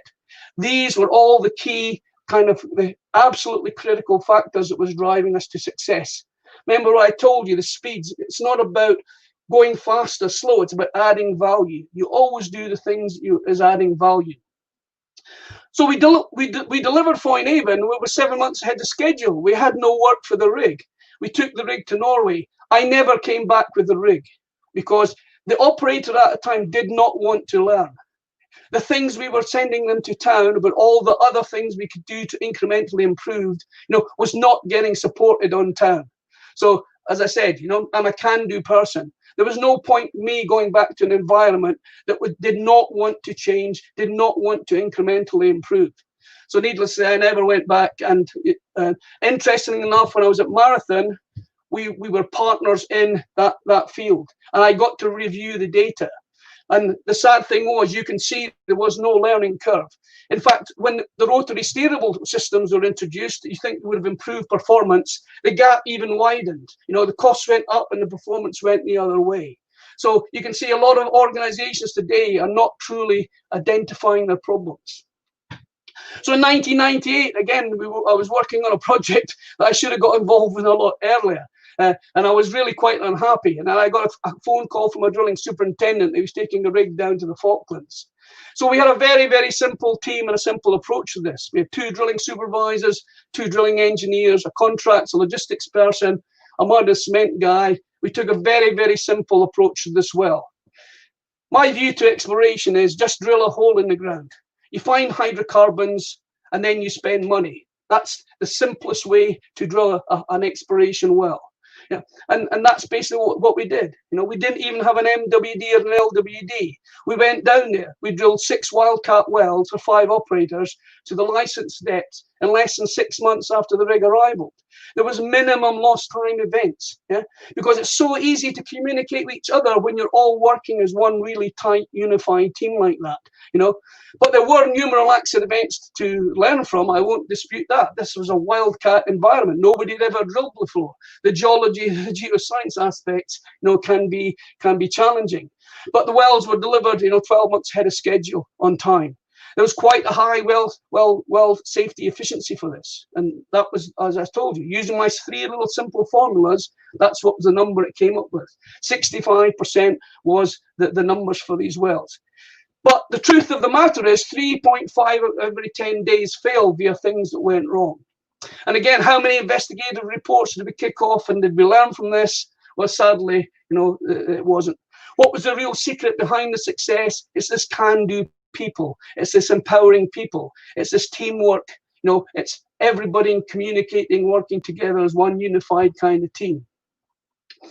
Next year, basically, I got a phone call from an ex-colleague of mine in Shale, and I was asked to go to ask them to drill, to put a plan together for 2 exploration wells offshore Norway.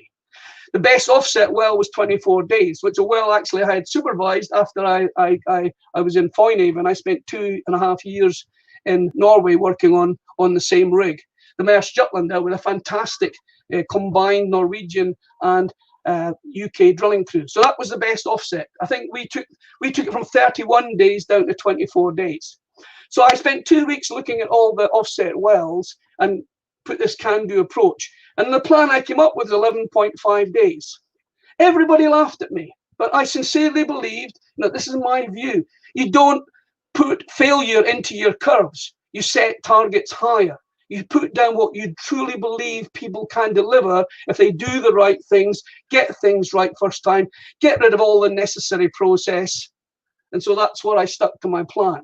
Yeah, and we gave it to the drilling contractor. Yeah, and he came up with all the incremental ideas, and we listened to him, and we made numerous small changes and big changes. We pinned down the geologists. We said, what's must have, what's nice to have, and we cut out all the crap.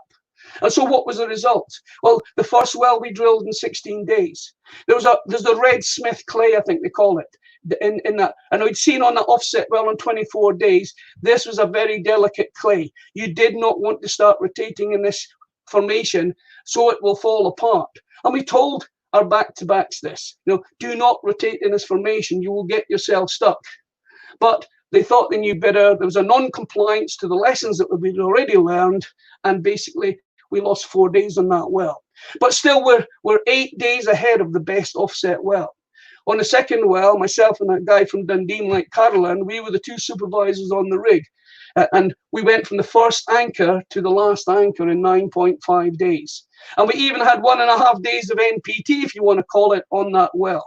So it was feasible to drill an exploration well in that environment where the best offset was 24 days, actually in 8 days. And at the end of this, the drilling manager said to us, we got an email or letter from NPD, said this is, of the 1,400 wells in the Norwegian database, this is by far the safest, most effective, efficient well ever drilled. So that was it. But you can see again, when you truly apply some good metrics to this, there's still room for improvement. The well safety efficiency on the first well was 69%. That we had 5 days of loss. On the second well, we were really getting up to what you can really start calling a world-class well. Trust me, if you're starting to get to 85% well safety efficiency on your well, you're really putting yourself in a place where very few people have been. So then we get to John DeWalt. We're like this because John DeWalt was a big part of this. This was a lean kind of process that was applied. This was offshore deep water Norway. 4 wells had already been drilled with the Ocean Alliance. They had all been drilled with the same rig. BP drilled I think the Barden well was this well in just under 60 days. It was quite a shallower depth. They had quite a lot of learnings because it was more in the region of these other wells with the Ocean Alliance. The operator I was working on, and John DeWart, was part of this lean kind of a process, which incorporates a lot of the things that I've been talking about. I got involved in the project a little bit later because the drilling superintendent took ill, and I easily bought into this project. And the challenge with this project was this was a rig that had never even drilled in deep water. We were drilling out in an environment that had never been drilled before. It's the most remotest well. We were going through 600 meters of ooze, which nobody had ever drilled before. So there was a lot of geological, a lot of technical, a lot of challenges on this well. But taking exactly the kind of approach that I've tried to impress in this presentation, you can see the kind of level of better delivery that was achieved by doing all these things that I fundamentally have experienced and believe in, And you can see, for example, in the open water phases, which was my delivery to the project, this is something else that happens in these projects. We find the right person for the job when we assign them the roles and responsibilities. You know this stuff, Peter. You take charge of this. Your job is from the spudding of that well to the BOP goes on. And so that I was allowed to focus all my energy, all my efforts on this. And you see, what was the big thing that we changed? You can see this pilot hole. You don't run a conductor and then drill a pilot hole. You drill a pilot hole at the beginning of the well because you're in the middle of nowhere. You have to get geological data. You have to gather the evidence before you can make better informed decisions. And that's what we've done virtual exploration for 20 years. So tell me why suddenly people are doing this the wrong way around. Why are organizations thinking this way? The right way to go to a wildcat environment is drill the pilot hole first, gather that evidence, use the evidence to be able to better deliver now that conductor and the surface casing. And you can see beyond any shadow of a doubt what was the safest, most effective, efficient well there. And this wasn't rocket science. This is just about doing things in the right way, in the right kind of environment, in the right kind of a culture, getting supported by the right kind of people and everybody working and collaborating together. And this kind of answers John's questions. So actually, John, this was your well. This is the beauty about working this way. You can virtually see that the green is the AFE. You can see virtually everything on this well came under AFE, except for in the abandonment phase, I think it was, or in the coring, they had a problem here. So this, when you typically go over AFE, you know that you're getting into the problems. So you can see actually this in itself can hone in where the problems are. But the key point I'm trying to make here is typically on these wells, where you say you plan, you generally deliver. And actually you can see here, a lot of the actuals are coming, you see there's a lot of these actuals are coming under the blue lines. So, you know, people are now even putting more effort into that kind of incremental and radical change.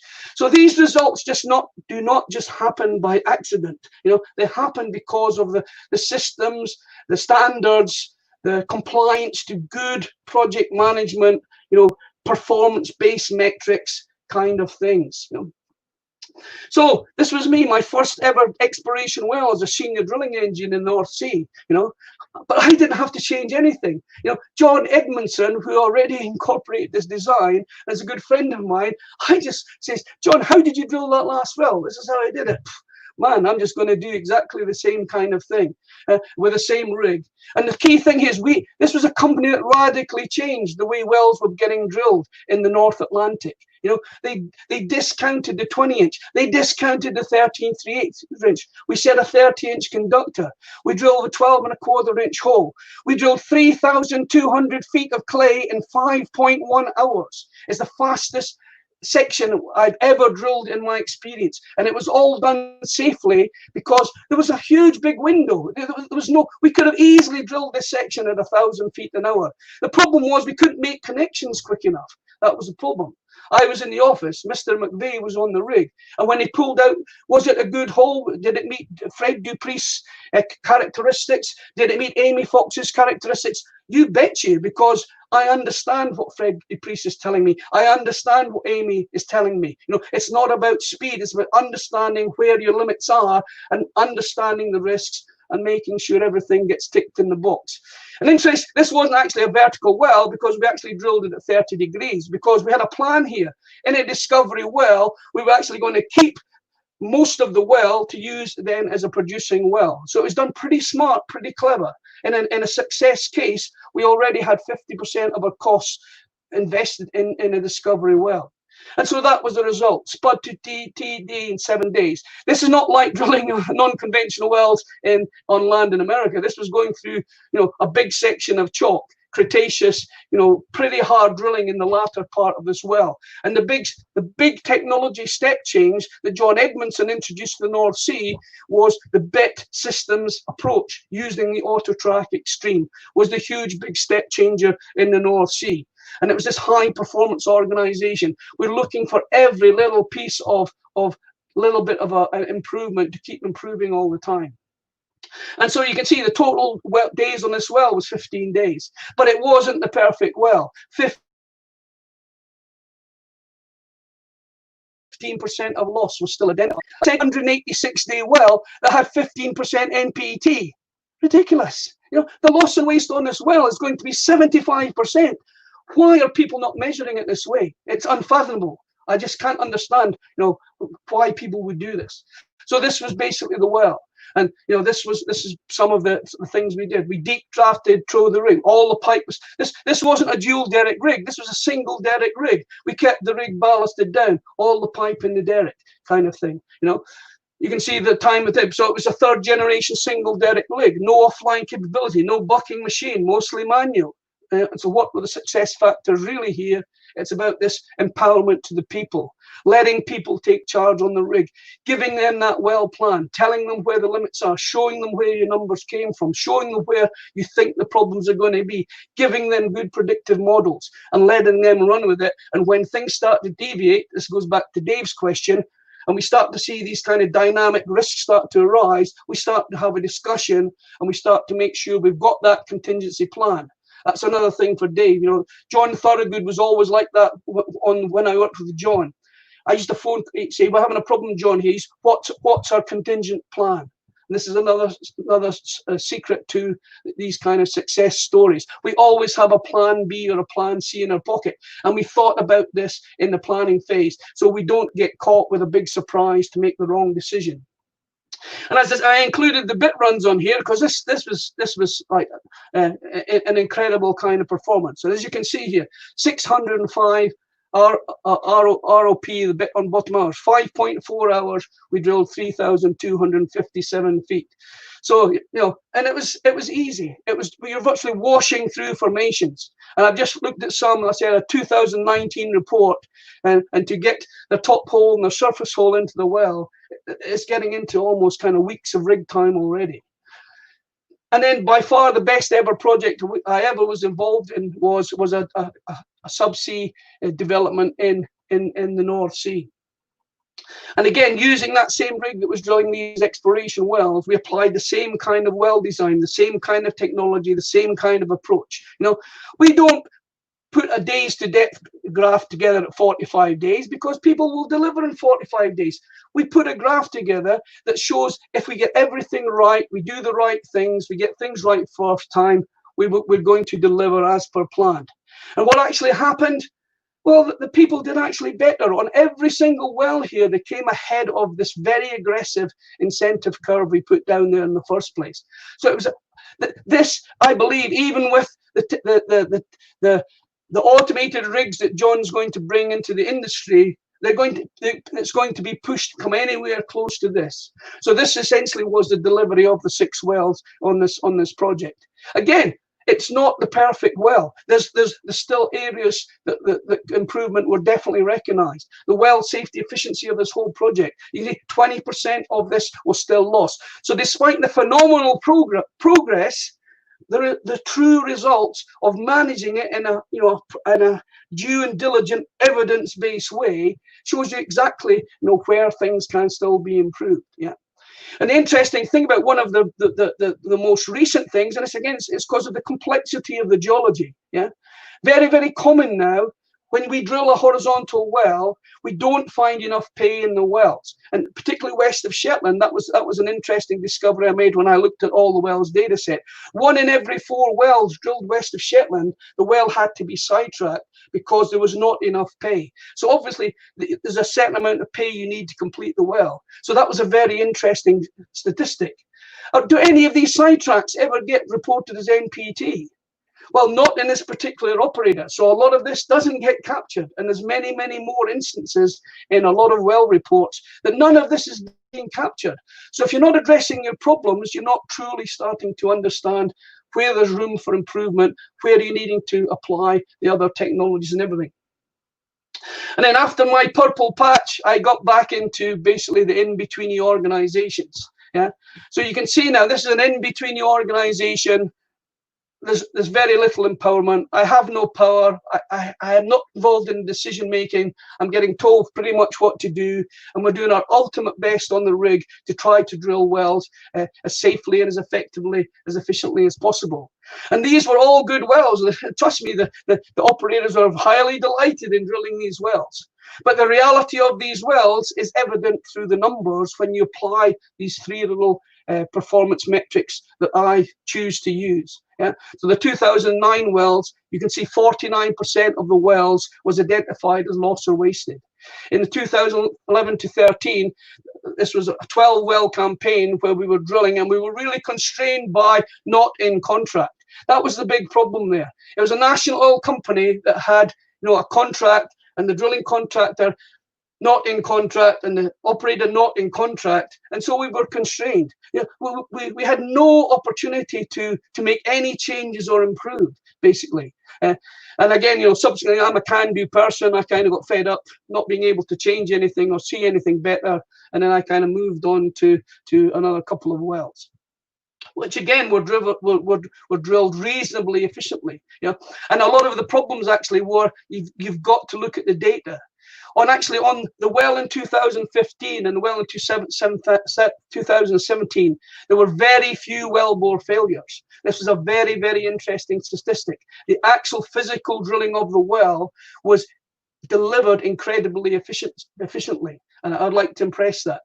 So there was other things going wrong on that well, equipment failures, other things that were typically going wrong. It wasn't so much in the wellbore. In particular offshore wells, your problems come down to three things. You've got weighting problems, you have equipment problems, and you have wellbore problems. And of the study that I did in 1998 to 2002, it was 20% was weighting, 40% was equipment, and 40% was wellbore related.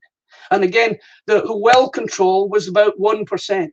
Because typically in the North Atlantic environments, until you really start getting into the high pressure, high temperature wells, there's very, very little well control of note compared with other regions. Southeast Asia, you could be getting into well control problems. 1 in every 3 wells, you can get into a lot of problems. And a lot of the well control problems are actually manifested through lost circulation. So that's pretty much it. So we've tried to give you some case studies. We've tried to show you that even delivering, what we think are really good wells that the operator is totally delighted with, there's still lots of room for improvement if we truly measure them, taking this evidence-based approach. Calling loss and waste for what it truly is. And this is the area under the mountain, as I said, where we can improve.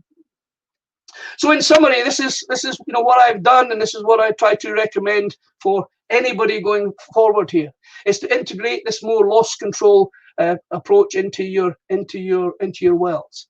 I said DNV bought the proprietary rights to loss control from Bird and Germain in the late 80s. In the maritime industry alone, it's estimated that more than 700,000 mariners have been trained in loss control.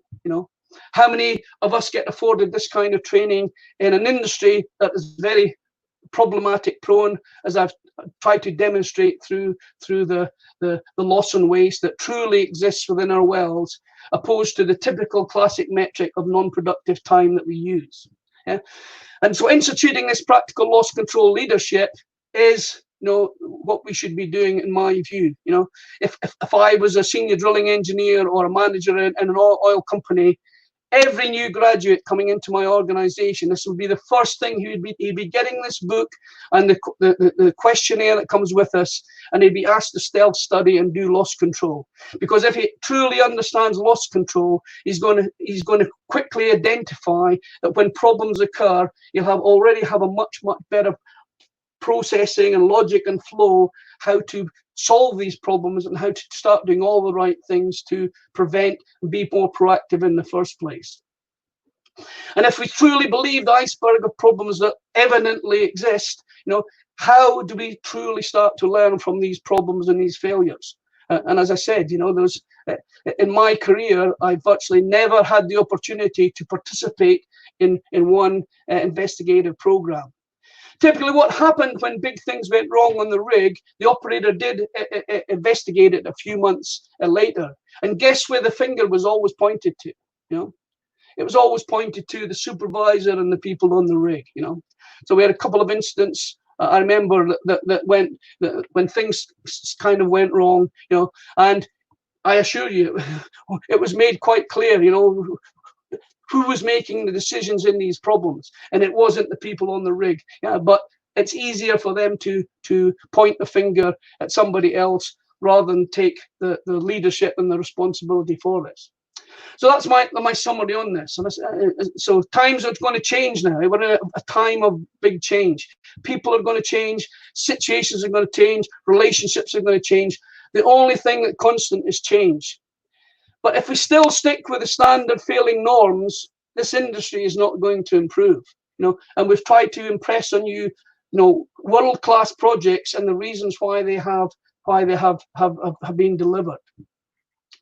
So we can do perfect safety, and to do this, we have to challenge the current standard norms, people's current beliefs, and we have to change the behaviors to get into thinking and acting in a different way. So all people change. And for me, as I said, the two key things for me that I've always tried to embellish in my cruise offshore when I worked in the office was, just think about it, is our job is to stay out of trouble. If we avoid problems, things will go right first time. We'll do the right things. And the key missing part for me was the ability to have an organization that truly stands up when something goes wrong and accepts their part from the problem, and then we all dive in to try and solve how we can all contribute to make sure that problem doesn't happen the next time. So this is an industry that's very vulnerable at the moment. This is an industry when things go wrong, we blame, we respond, we react. We don't basically deal with the problems soon enough or early enough. A lot of times we don't simply comply with the things that we know we should be doing. So we have to move over to this, I say, being more proactive, is being more preventative to the problems. And the real-time systems is the answer. Technology is the answer. Automation is the answer. I mean, we saw today, there was a LinkedIn post today that on an oilfield rig, they ran 40 stands of casing in an hour. That's what we're talking about. It's not about speed. It's about using, knowing where the limits are, using the technologies, getting this man-machine interfaces to start absolutely delivering the kind of performance that manual rigs have already done. And based on all the data sets that I've showed you from that big 2016 report, you're going to struggle to find a learning curve because we're entrenched in this left part of this picture here. So the road to success, we kind of finish where we started with. I say for me, the road, if you want to drill safe, effective, efficient, drilling successful wells, you have to start tearing into that mountain of problems and start to addressing the magnitude of problems which evidently exist. And once you recognize that this mountain of problems exists, you've got to have a methodology to start addressing these problems. And I have, as I said, in my whole career, I have really, truly yet to work in an organization that truly, truly understands how to address the problems that they're dealt with. And if you can do this, then oil's well is going to be what ends well. And you're going to be able to, well after well, start drilling far more safe, effective, efficient wells. So that's it, people. We'll take some questions now. So, hopefully there's been some takeaways from this. So my final comment is to go forth, people, start sowing those seeds for success. So I'll get back to David now, and we'll take some questions. Well, I have to say first to Sandy and Dave Taylor for being super active in the comment section, answering other people's questions and being able to say things. So Sandy there from Inquest and Dave Taylor from drillers.com and MySpread. So guys, be sure to go out there and check out those websites. Both of those have a lot of really good information. It's kind of a little bit different style, kind of like a forum-based style websites where you can share and it's kind of a online community for essentially a lot of the stuff we've been talking about today, which has been an absolute ton of stuff. I'm going to have to go back and watch this one several times to be able to absorb everything, especially with all the things that have been happening here behind the scenes. There's a lot packed in there for sure. Yeah. Yes, there is definitely a lot. So we do have a question from Dave with drillers.com. Says a question. Peter looks at delivery issues, but how much is done to dial in the savings in the early planning stages? One for John DeWart, ? So I think that's a question for both of you, but John can answer in the comments section, and then Peter here on live. You there, Peter? Yeah. Okay. Yeah. Okay, go ahead. Well, again, it depends. I mean, some operators, when I was at Kerr-McGee, our planning process for a development well was 12 weeks. We didn't spend a year or 12 years with 6 or 7 engineers doing this. So we had really fine-tuned our process to make it efficient as well. I mean, the problem with this is the problem with oil and gas. Like you take project management, for example. I went and bought a book for $1 on project management, and I got it all. It's not rocket science. And what you have to do in drilling is you have to tone it all down. But what do people do in oil and gas? They tone it all up. Trust me, most of the organizations, you have not got a clue what project management is about. And they make it so frigging complicated. No wonder it goes over budget, because it just needs to be simplified, not made more exhaustive and more costly. So I've seen cases where the costs have been really reduced, and it's all fully justified. And then again, I can see where some organizations, they're spending. They actually don't show that much cost savings on the well, because they've really thrown far too much into the front end alone. So it's about striking the balance. It's about value. It's about value. You have to understand what. You shouldn't be doing anything unless you truly understand the value, Dave. Why would you want to do something if it's going to cost you $500,000 more? And is that not what project management is supposed to be doing? Is that what a manager is supposed to be doing? No, it wasn't my job to do that, but that's what they're supposed to be doing, is these guys, I'll tell you what, guys, if you can't see how passionate Peter is about this, you're either you would have to be blind and deaf, or just not even watching this, because if you're watching this, you're participating in this, you could definitely see. Dave Taylor says, Peter, don't burst a blood vessel. The passion is too exhilarating. See, I'm not the only one to notice this. No, it's good. The thing is, it's because I'm excited. I get motivated. I get enthused. This is me getting enthused. Don't worry. I'm gonna make a quick, small little commercial break, real quick. I'm gonna let you guys take the chance to be able to throw out some more questions, because we didn't get a lot of questions through this, and I know this is not the typical format, so we're dealing with the challenge and issues there. But I'm gonna throw this up there for you guys next week. So I guess that's been on the show prior was Jamie Baird. And Jamie is hosting the Pivot 2020 from Hydrocarbons to Heat, a week-long virtual event, July 13th through the 17th.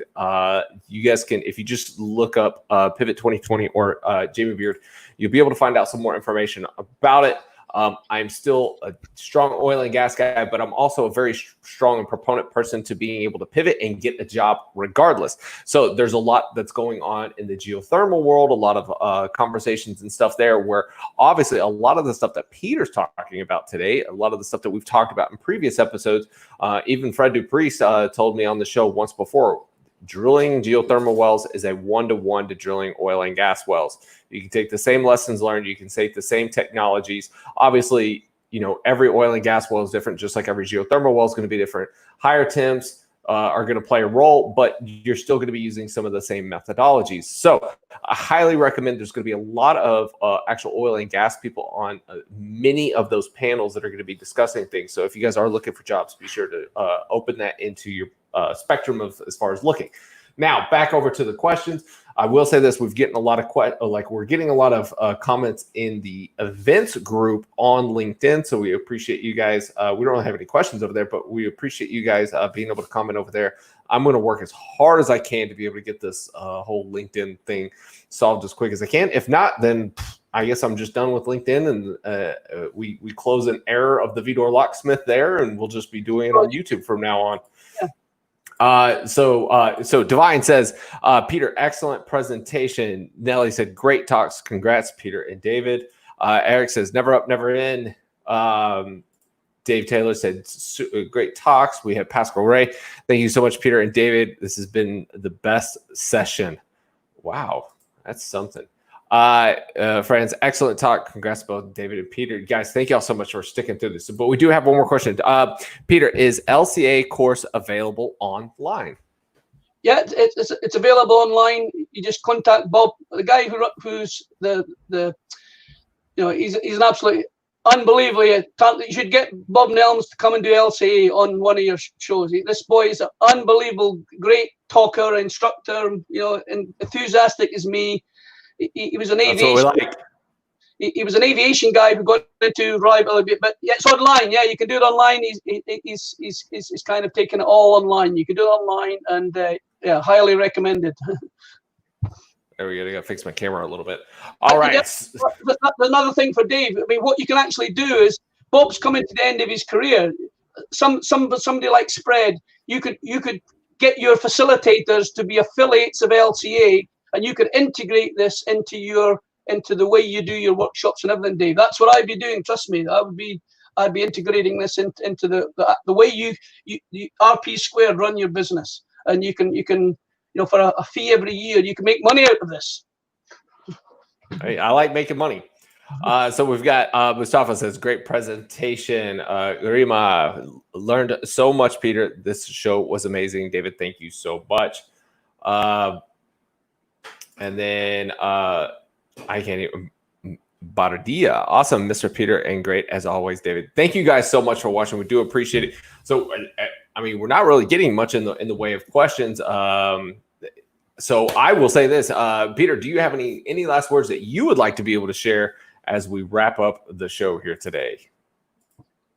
No, I think the biggest thing that if I was a supervisor today, the biggest thing that would excite me is the technologies that are there that we need to harness, and the real-time systems now are giving the guys on the rig and the guys in the office all the information to stay out of trouble, like we've never had before. And what we have to do is we have to change the current culture and behavior of people to start really tapping into this and getting away from the blame kind of thing. And these real-time systems, I've seen some of these wells done in real time. And traditional problems, they're showing these indicators coming up 24 hours or 36 hours before the problem results. And this is exactly what we've always talked about. When we were a supervisor, we tried to tell everybody we try to do, not about speed, do things in a consistent way, particularly in exploration, because we want to see a change in trend. Because a change in trend means things are starting to go maybe wrong. So it's not about speed, it's about picking up on the warning signs. But today with the technologies, there's no excuses, guys. We should not be failing so much, because the generation today have so much more technology to harness and utilize, and everybody's talking about this, but it isn't going to be that easy.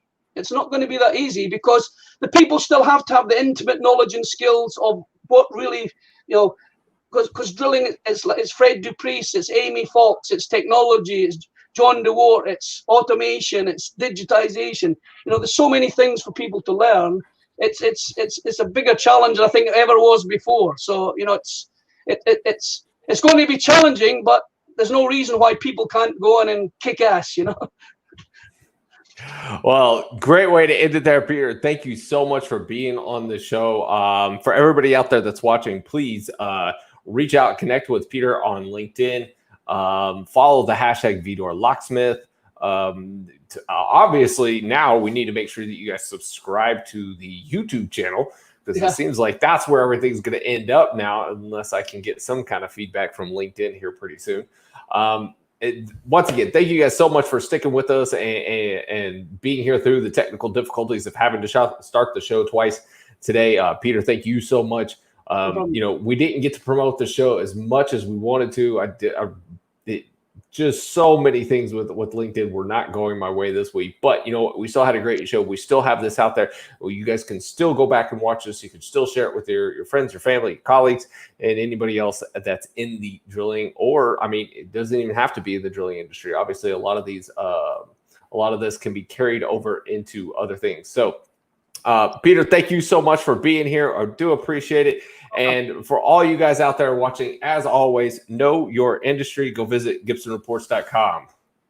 Well, thanks for having me, David. And good luck with the next sessions. I'm sure I'll be dialing into a lot of them, because we've still got lots to learn.